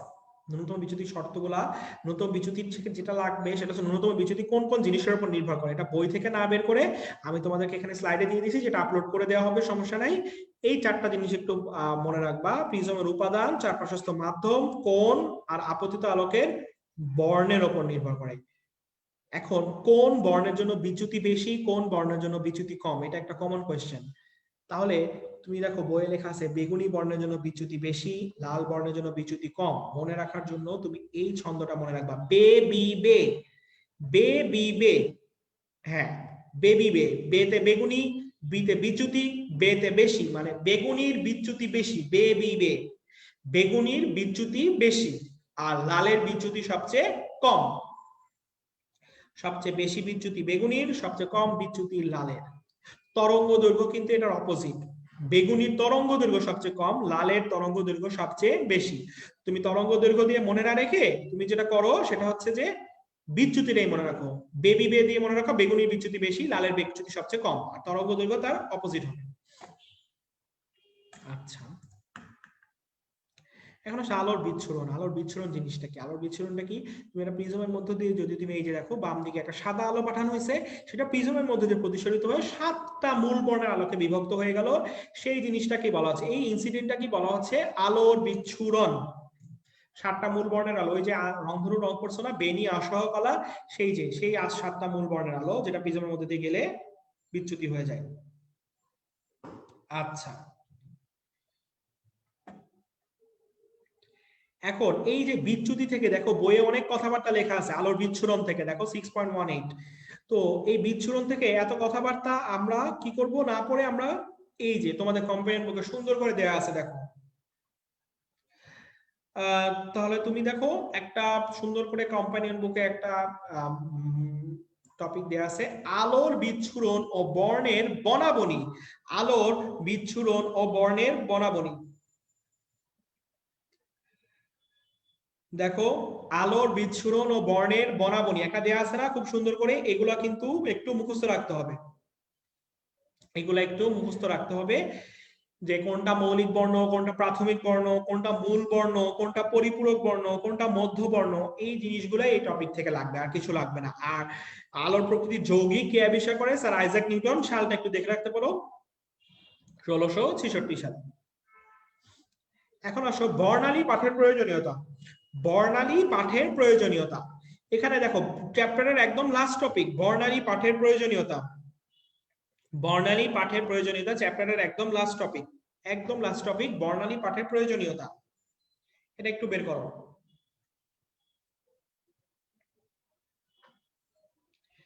আচ্ছা, ম্যাজেন্টা কি? ম্যাজেন্টা একটা কালারের নাম। এখন তোমাকে দেখাতে পারতেছি না অ্যাকচুয়ালি ম্যাজেন্টা কালারটা। তোমরা আগে টপিকটা একটু বের করো যে বর্ণালী পাঠের প্রয়োজনীয়তা। এখানে 6টা প্রয়োজনীয়তা আছে, মনে রাখার জন্য এই ছন্দটা একটু লিখে নাও। ল্যামডা মিউ অনেক মেধাবী, ল্যামডা মিউ অনেক মেধাবী, ল্যামডা মিউ অনেক মেধাবী। আচ্ছা, যে ম্যাজেন্টাটা বললাম আমি এই ড্র বক্সেও দেখলাম এখানে ম্যাজেন্টা কালারটা নাই, সো তোমাকে আমি এখন দেখাতে পারতেছি না অ্যাকচুয়ালি ম্যাজেন্টা কালারটা, ঠিক আছে? ওকে, তাহলে দেখো ল্যামডা মিউ অনেক মেধাবী, ল্যামডা মিউ অনেক মেধাবী লিখে নাও। চ্যাপ্টারটা পড়তে পড়তে লাস্টে এসে সবার অবস্থা এই বাচ্চাটার মতো হয়, কারণ চ্যাপ্টারটা এখন অ্যাকচুয়ালি শেষ হয় নাই, বইয়ের পার্ট শেষ, আমাদের বাকি পার্ট পড়া বাকি আছে। আগে একটু ছন্দটা লিখে নাও, ল্যামডা মিউ অনেক মেধাবী। নিচে নাম্বারিং গুলো করছে 1 2 6 5 3 4। ল্যামডা মানে 1, মুনতাহা দিবা, চ্যাপ্টারের একদম শেষ টপিক বর্ণালী পাঠের প্রয়োজনীয়তা পেয়ে যাবা। আচ্ছা, দেখো ল্যামডা, ল্যামডা মানে হচ্ছে তরঙ্গ দৈর্ঘ্য। 1 নাম্বার পয়েন্ট দেখো, দেখো বর্ণালীর সাথে তরঙ্গ দৈর্ঘ্য নির্ণয় করা যায়। মিউ, মিউ মানে প্রতিসরাঙ্ক। 2 নাম্বার পয়েন্ট দেখো তো বর্ণালীর সাহায্যে প্রতিসরাঙ্ক নির্ণয় করা যায়। অনেক মানে 6, 6 নাম্বার সূর্য নক্ষত্র আবহ মণ্ডল, তাহলে অনেক দিয়ে হবে আবহ মণ্ডল। মেয়ের নিচে দিছি 5, দেখো 5 নাম্বার পয়েন্ট। 5 নাম্বার পয়েন্ট কি? মৌল শনাক্ত করা যায়, মতে মৌল। আচ্ছা, আর ধাবি, ধা দিয়ে কি? ধাতু। দেখো 3 আর 4 নাম্বার পয়েন্টে ধাতুর বৈশিষ্ট্য নির্ণয় করা যায়। ধাতুর ধা দিয়ে হবে ধাতু। 3 আর 4-এ দেখো ধাতুর কথা বলা আছে। মাঝখানে অনেক স্কিপ হাইতাছে, আহমেদ ফয়সাল অনেক স্কিপ হাইতাছে, কোনো সমস্যা নাই ভাইয়া, যেগুলো স্কিপ হাইতাছে সেইগুলা তুমি যেটা করবা সেটা হচ্ছে যে একটু রিডিং দিতে হবে, ঠিক আছে? একটু রিডিং দিতে হবে, সেখানে ওরকম বোঝানোর কিছু নাই। তারপরেও যদি তোমার কোনো কোয়েরি থাকে নিজস্ব, তাহলে সেটা কমেন্ট বক্সে জানাবা, সলভ ক্লাসে সলভ করে দেওয়া হবে, ঠিক আছে? অথবা এখানেও তুমি লিখে রাখতে পারো, সলভ ক্লাসে সলভ দেওয়া হবে আলাদা করে যদি তোমার কিছু জানার থাকে। আর বাকিগুলা একটু রিডিং দেখতে হবে। যেমন কম্পাইলেন্ট বুক থেকে আমি কি পড়তে হবে বলে দিছি, ওই যে একটা বক্স দেয়া আছে সুন্দর করে, যে বিভিন্ন যন্ত্রাবলীর যে বৈশিষ্ট্য, যে ইয়েগুলা তোমার পার্টস গুলা, সেগুলো ওখান থেকে দেখে নিতে হবে। ওখান থেকে আলাদা করে পড়ার কিছু নাই, একটু মুখস্থ রাখতে হবে ওগুলা। আচ্ছা, অনেক দিয়ে কি বললেন? অনেক দিয়ে হচ্ছে 6 নাম্বার পয়েন্ট হয়, আবহ মন্ডল আছে না, সেটাই হচ্ছে অনেক। আচ্ছা, ওকে, তাহলে বর্ণালী পাঠের প্রয়োজনীয়তা শেষ। এখন আমরা আসি একটা জিনিস, সেটা হচ্ছে বাস্তব আর অবাস্তব বিম্বের পার্থক্য। বাস্তব আর অবাস্তব বিম্বের পার্থক্য, বাস্তব আর অবাস্তব বিম্বের পার্থক্য, এই জিনিসটা তোমাদের পুরাণ বইয়ে ছিল। হ্যাঁ, বাস্তব আর অবাস্তব বিম্বের পার্থক্য আমরা একটু দেখবো, এই জিনিসটা আমাদের লাগবে। তাহলে দেখো, বাস্তব আর অবাস্তব বিম্ব, যে কোনো পার্থক্য আমরা কি করি? দুই সাইড পড়ি, পড়তাম আগে ইন্টারমিডিয়েটে থাকতে, আমরা দুই সাইড পুরো হুবহু মুখস্থ করতাম। আমরা এখন বড় হয়ে গেছি, আমরা আস্তে আস্তে শর্টকাটে চলে আসতেছি, আমরা আস্তে আস্তে পড়াশোনাকে ছোট করে আনতেছি। তো আমরা এখন আর কোনো কিছুই দুই সাইড পড়ি না, পার্থক্য থাকলে আমরা একটা সাইড পড়ি। তো আমরা এখানে আমরা বাস্তব বিম্বের বৈশিষ্ট্যগুলা পড়বো। বাস্তব বিম্বের বৈশিষ্ট্যগুলা মনে রাখার জন্য একটা ছন্দ লিখে নাও, একটা ছন্দ লিখে নাও। লিখো বাস্তব বিম্বের বৈশিষ্ট্যগুলো মনে রাখার জন্য, বাস্তব বিম্বের জন্য একটা ছন্দ লিখে নাও। লিখো, ধনীদের চোখের পর্দা প্রকৃতই উল্টা। ধনীদের চোখের পর্দা প্রকৃতই উল্টা। ধনীদের চোখের পর্দা প্রকৃতই উল্টা। ধনীদের চোখের পর্দা প্রকৃতই উল্টা। ধনীদের চোখের পর্দা প্রকৃতই উল্টা। একজন লিখছে মজা লাগতেছে, ক্লাস শেষ। ক্লাস এখনো শেষ হয় নাই ছোট্ট বন্ধু, ক্লাস এখনো বাকি আছে, অপেক্ষা করো। বেউ কি বলবেন ঢাবি দিয়ে? কি বললো? ধাবি না, ধাবি দিয়ে, এই যে লাবিবা নিহা, ধাবি ধ দিয়ে মনে রাখবা ধাতু। 3 আর 4 নাম্বার পয়েন্টে দেখো, দুইটার মধ্যেই ধাতুর কথা লেখা আছে, ধা দিয়ে মনে রাখবা ধাতু। আচ্ছা, ঠিক আছে। দেখো, ধনীদের চোখের পর্দা প্রকৃতই উল্টা। কেউ ধনী থাকলে মন খারাপ করো না, এটা একটা ছন্দের স্বার্থে আমরা পড়তেছি। দেখো, ধনী দিয়ে বোঝাচ্ছি বাস্তব বিম্ব। বাস্তব বিম্বের আরেক নাম কি? ধনাত্মক বিম্ব। আচ্ছা, তারপর চোখের পর্দা, 3 নাম্বার পয়েন্টটা দেখো, বাস্তব বিম্ব। এই পার্থক্য কিন্তু তোমাদের কম্পারেন্ট বুকেও আছে। বাস্তব বিম্ব দেখো, চোখে দেখা যায়, পর্দায়ও ফেলা যায়। আচ্ছা, প্রকৃতই দেখো 2 নাম্বার পয়েন্ট, আলোক রশ্মিগুলার এখানে কি হয়? প্রকৃত মিলন হয়। তারপরে লাস্টে বলছি উল্টা, বাস্তব বিম্ব অলওয়েজ কেমন হয়? উল্টা বা অবশিষ্ট হয়। ঠিক আছে, তাহলে ধনীদের চোখের পর্দা প্রকৃতই উল্টা। তাহলে ধনী দিয়ে মনে রাখবা ধনাত্মক বিম্ব, চোখের পর্দা দিয়ে মনে রাখবা চোখে দেখা যায় এবং পর্দাও ফেলা যায়। প্রকৃতি যদি মনে রাখবো, এখানে আলোক রশ্মিগুলো প্রকৃতি মিলন হয়, আর উল্টা মানে তো উল্টাই, এখানে বিম্বগুলো বাস্তব বিম্ব অলওয়েজ কেমন হবে? উল্টা।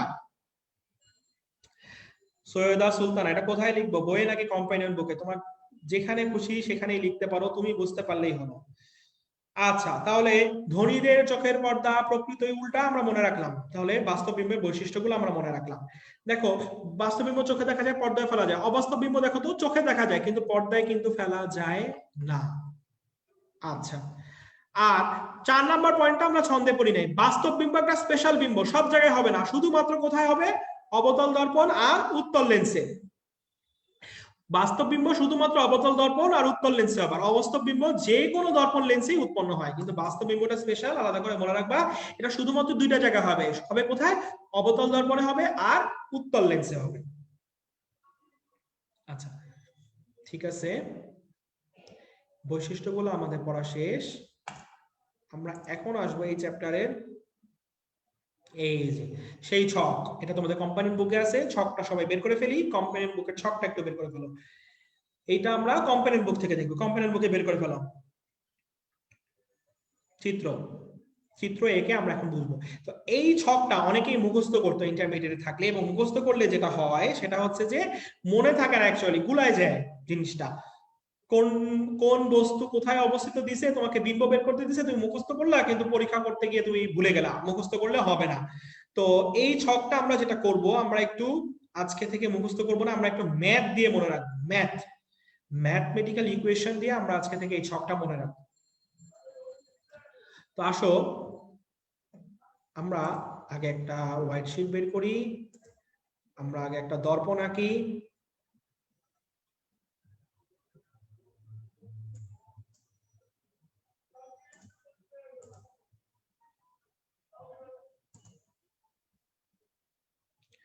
আচ্ছা, কিন্তু সবাই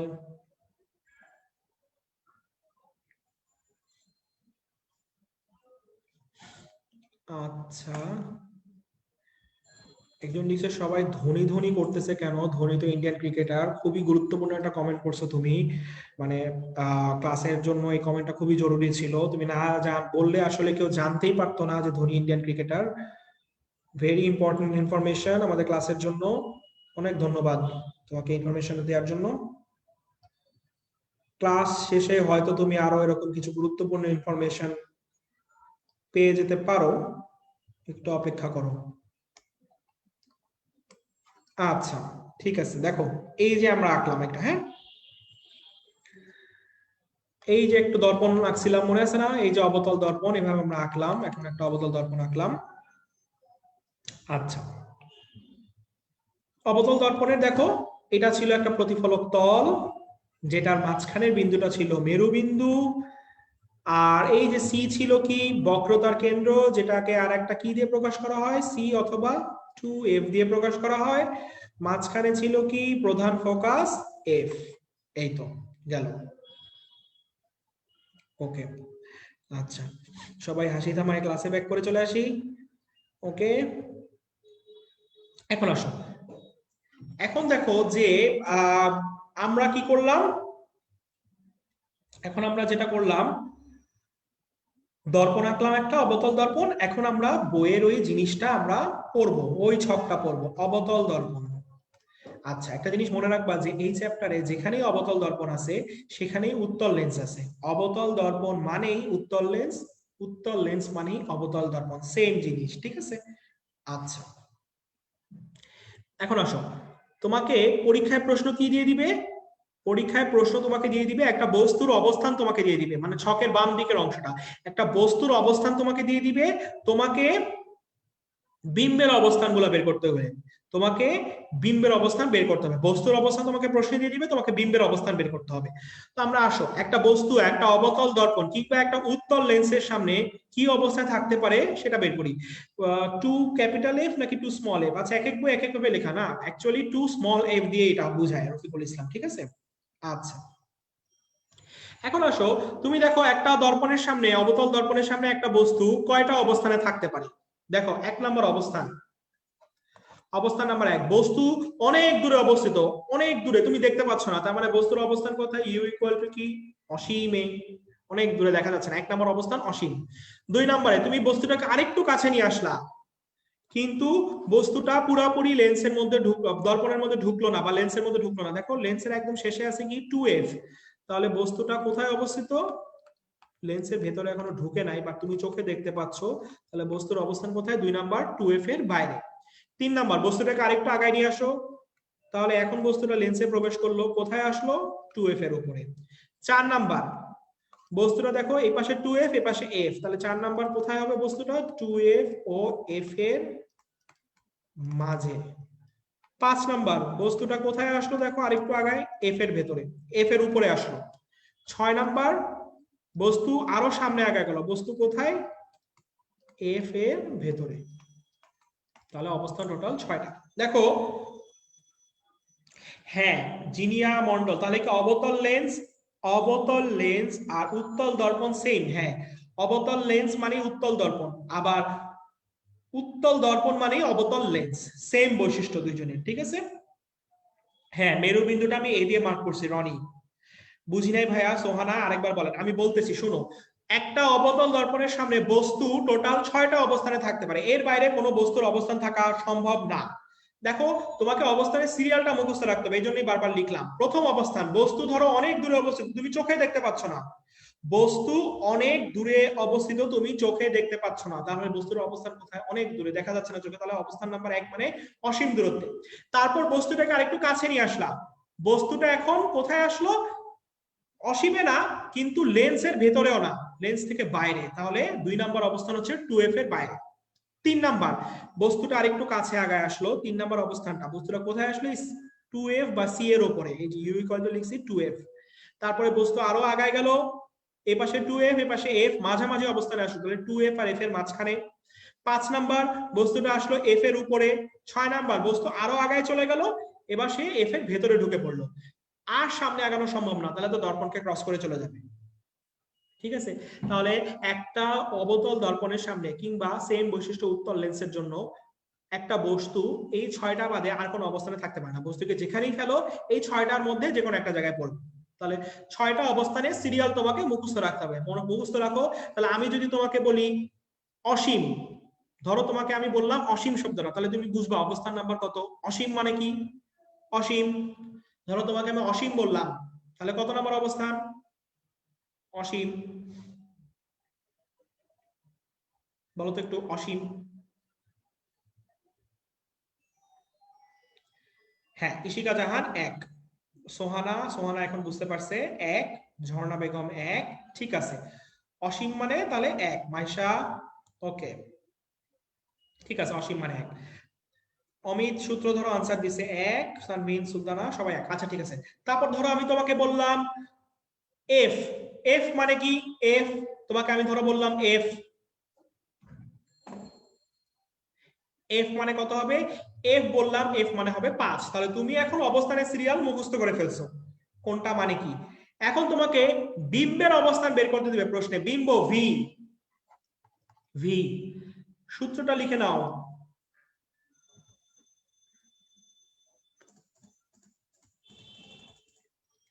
বিম্ব বের করার জন্য সূত্রটা একটু লিখে নাও, V equal to 6 minus U. বিম্বের অবস্থান বের করার জন্য সূত্রটা একটু লিখে নাও, V equal to 6 minus U, V equal to 6 minus U. এই সূত্রটা একটু লিখে নাও। সূত্র দেখে এখন আশা করি সবাই বুঝতে পারতেছি যে কিভাবে বের করব।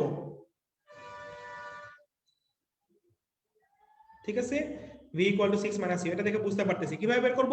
তোমাকে বিম্বের অবস্থান ভিটা বের করতে বলবে, তোমাকে প্রশ্ন এভাবে দিবে। ধরো প্রশ্নে তোমাকে এরকম বলবে, একটা অবতল দর্পণের সামনে লক্ষ্যবস্তু অবস্থিত অসীমে, অবতল দর্পণের সামনে লক্ষ্যবস্তু অসীমে অবস্থিত, বিম্ব কোথায়?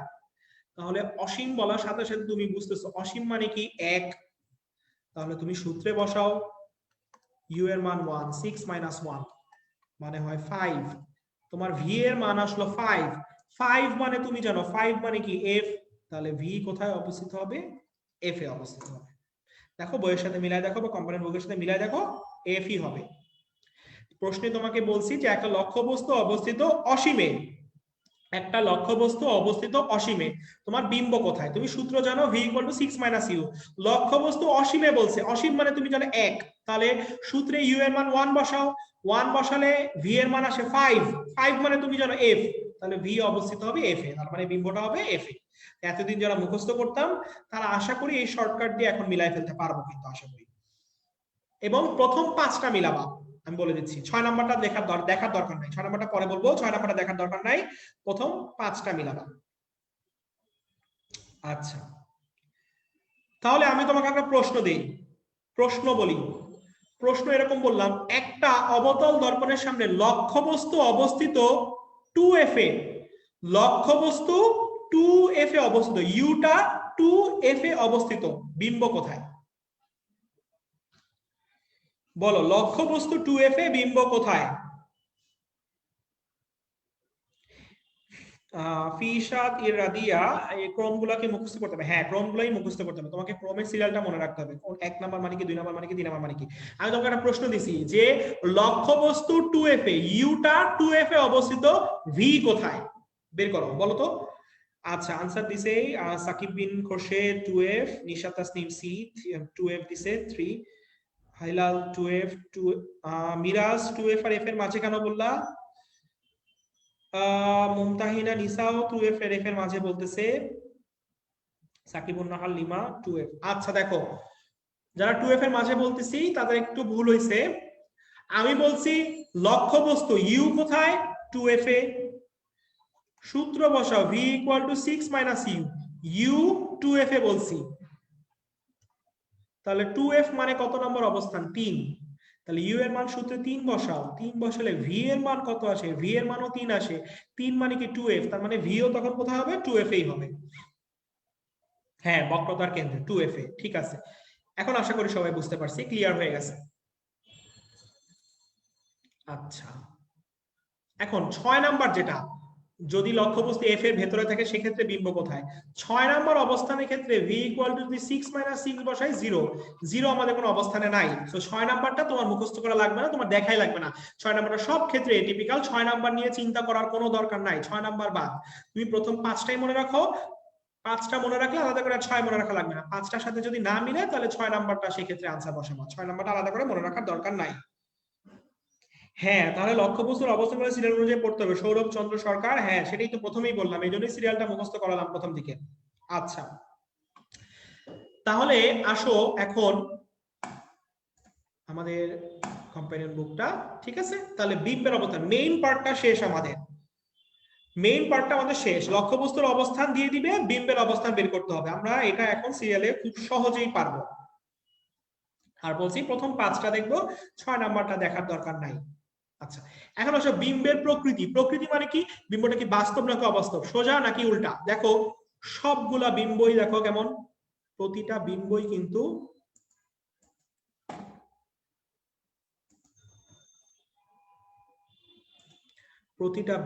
কিন্তু বাস্তব বাস্তব বাস্তব বাস্তব বাস্তব বাস্তব, সবগুলা বিম্বই কিন্তু বাস্তব,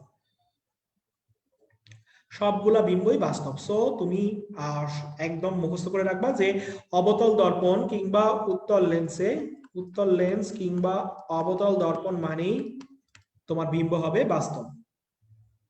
আচ্ছা, আর তুমি একটু আগে বাস্তব বিম্বের বৈশিষ্ট্য পড়ে আসছো। সব ধরনের বাস্তব বিম্বই কেমন হয়? উল্টা উল্টা উল্টা উল্টা।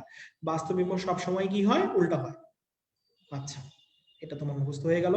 আর বিম্বের আকৃতি, আকৃতি মানে কি? সে ছোট না বড় না কি সমান, এই জিনিসটা আকৃতিটা আমরা সুন্দর করে একটা সিরিয়ালে মনে রাখবো। দেখো আমরা আকৃতিটা কি করলাম, আকৃতিটা আমরা একটা সিরিয়ালে মনে রাখবো। দেখো শুরুতেই দেখো, আস্তে আস্তে আমরা বিম্বটাকে বড় করবো।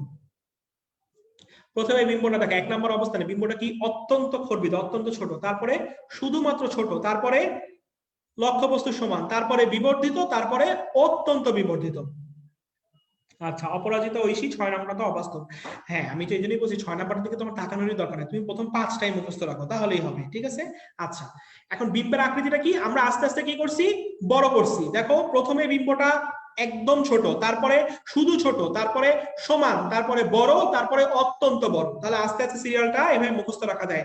ফার্স্ট এর অবস্থানে বিম্বটা অত্যন্ত ছোট, তারপরে শুধু ছোট, তারপরে লক্ষ্যবস্তু সমান, তারপরে বড়, তারপরে অত্যন্ত বড়। শেষ, সিরিয়ালটা মনে রাখা শেষ। আচ্ছা, এগুলা গেল আমাদের অবতল দর্পণ কিংবা উত্তল লেন্স। কোয়েশ্চেন তোমরা কি সকালের এক্সাম দিছো? এই কোয়েশ্চেনটা কে করছে? এই কোয়েশ্চেনটা কি এখানে করার কথা? সকালের এক্সাম কে দিছে না দিছে জেনে, এই এস এম সাকিব প্রধান ভাইয়া, তোমরা কি এক্সাম দিছো সকালেরটা? এটা তোমার এখানে জানার কি প্রয়োজন বুঝলাম না। প্রধান ভাইয়া, তুমি এখন আপাতত দর্পণের প্রধান প্রধান ফোকাস, প্রধান প্রধান ছেদ, এগুলো নিয়ে কথা বলো, তারপরে তুমি এক্সাম নিয়ে পরে কথা বলো, ঠিক আছে? আচ্ছা, এখন আসো অবতল লেন্সে। এই যে একটা জিনিস অবতল লেন্স, যেটায় কোনো ঝামেলাই নাই। অবতল লেন্সে সেরকম কোনো ঝামেলাই নাই। তুমি দেখো অবতল লেন্সে বস্তু যে কোনো অবস্থানই থাক, বিম্বের অবস্থান লেন্স আর বস্তুর মাঝখানে, বা মুখস্থ করার কিছু নাই। আর বিম্বের প্রকৃতি তুমি উত্তল লেন্সে পড়ছো বাস্তব হবে, তাহলে অবতল লেন্সে কি হবে? অবাস্তব হবে। আর বাস্তব বিম্ব উল্টা হয়, অবাস্তব বিম্ব কেমন হয়? সোজা। অবাস্তব বিম্বটা সোজা হয়, বাস্তব বিম্বটা হয় উল্টা, মানে আর অবাস্তব বিম্ব হয় সোজা। সো এটাও একটাই জিনিস মুখস্থ হয়ে গেল। আর মনে রাখবা অবতল লেন্সের বিম্ব অলওয়েজ কেমন হবে? খর্বিত। এখানে এত কঠিন কিছু নাই, এত কঠিন কিছুই নাই, সবকিছুই এক লাইনে মনে রাখা যায়। অবতল লেন্স দিলেই বস্তু আর লেন্সের মাঝখানে হবে বিম্বটা। আর বিম্বের প্রকৃতি তুমি বাস্তব, উত্তলে যেহেতু বাস্তব পড়ছো, অবতলে হবে অবাস্তব। আর অবাস্তব বিম্ব উল্টা হয়, তুমি অবতলের ইয়ে থেকেই জানো, অবাস্তব বিম্বের বৈশিষ্ট্য থেকে জানো। আর বিম্বের আকৃতি অবতল লেন্স অলওয়েজ কি হবে? ছোট হবে। আচ্ছা,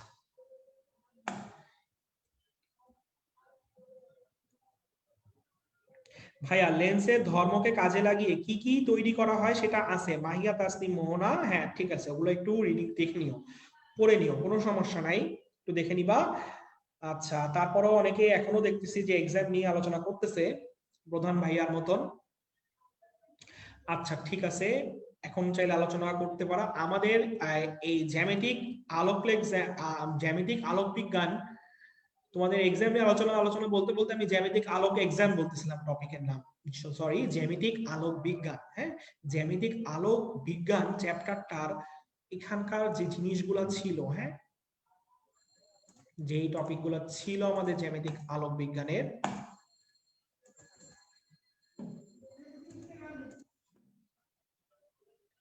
সেই জিনিসগুলো আমাদের এখানে পড়াশোনা শেষ।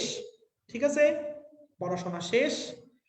হ্যাঁ, রফিকুল ইসলাম, অদিতি রবে ক্লাস শেষ, সোহানা শেষ। অবতল লেন্স এন্ড উত্তল দর্পণ সেম, সালিয়া আলম সেম জিনিস। হ্যাঁ, ক্লাস শেষ। ক্লাসের সবচেয়ে গুরুত্বপূর্ণ এবং সবচেয়ে কাঙ্ক্ষিত টপিক সেই থ্যাংক ইউ স্লাইড চলে এসেছে, তার মানে ক্লাসের সমাপ্তি ঘটে যাচ্ছে। সবাইকে অসংখ্য ধন্যবাদ এত মনোযোগ দিয়ে ক্লাসটা করার জন্য এবং অপ্রাসঙ্গিক কমেন্ট না করার জন্য। যদিও কিছু অপ্রাসঙ্গিক কমেন্ট হয়েছে, তার মধ্যে একজন মেবি গ্রুপ থেকে হারায় গেছে, তো বাকিরা যদি হারাতে না চাও পরবর্তী ক্লাসগুলোতে আর অপ্রাসঙ্গিক কমেন্ট করো না। ঠিক আছে, আশা করি সবার কাছে ভালো লাগছে, সবাই টপিকগুলো বুঝতে পারছি ইনশাল্লাহ। তারপরেও যদি কারোর কোনো কোয়ারি থাকে, পড়তে গিয়ে কোনো কিছুতে সমস্যা হয়, এবং অবশ্যই হবে কিছু না কিছু জায়গায়, সেগুলো নিয়ে তোমরা একটু কমেন্ট বক্সে কমেন্ট দিবা, সেখান থেকে সলভ ক্লাসে সবগুলাই দেখায় দেওয়া হবে আশা করি। আর এক্সাম রিলেটেড কোয়েশ্চেন নিয়ে তো সলভ ক্লাসে আলোচনা হবে, সেটা নিয়ে দুশ্চিন্তা করার দরকার নাই। আচ্ছা, অনেকেই হ্যাপি নিউ ইয়ার জানাচ্ছে, সবাইকে অবশ্যই হ্যাপি নিউ ইয়ার, নতুন বছরের শুভেচ্ছা অগ্রিম। শুধু নতুন বছরের শুভেচ্ছা জানালেই হবে না, পড়াশোনাটাও ঠিক মতো কিন্তু চালায় যেতে হবে। নতুন বছর, সামনের ইয়ারটা তোমাদের জন্য সবার জন্যই অনেক চ্যালেঞ্জিং হবে এবং তোমার লাইফ ডিফাইনিং একটা ইয়ার হতে যাচ্ছে নিউ ইয়ারটা। সো হ্যাপি নিউ ইয়ার এর জন্য শুধু হ্যাপি থাকলেই হবে না, হ্যাপিলি স্টাডিও করতে হবে। ঠিক আছে, আচ্ছা। আর সবার সমস্যা থাকলে জানাতে বলছি। আর ম্যাথ যেগুলো ক্লাসে করানো হয়েছে, অনেকে জিজ্ঞেস করে ভাই কি কি ম্যাথ করবো, যেগুলো ক্লাসে করানো হয়েছে এই টাইপের ম্যাথই দেখবা, আর কিছু করার দরকার নেই। আর যে ছকটা ছিল ওইটাও তো এক টাইপের ম্যাথই, সেগুলো একটু দেখবা। আর যদি দু একটা ম্যাথ উল্টাপাল্টা আসে পরীক্ষায়, আমি এগুলো আলোচনা করে দিব। আর সলভ ক্লাসে বিগত বছরের কোয়েশ্চেন গুলো নিয়ে আলোচনা করা হবে। সলভ ক্লাস আগামী 2 তারিখ রাত 8টায়। তো সবাইকে তাহলে আজকের মতো বিদায় নিচ্ছি। থ্যাংক ইউ এভরিওয়ান ক্লাসটা করার জন্য। আজকের মতো বিদায়, আল্লাহ হাফেজ, আসসালামু আলাইকুম।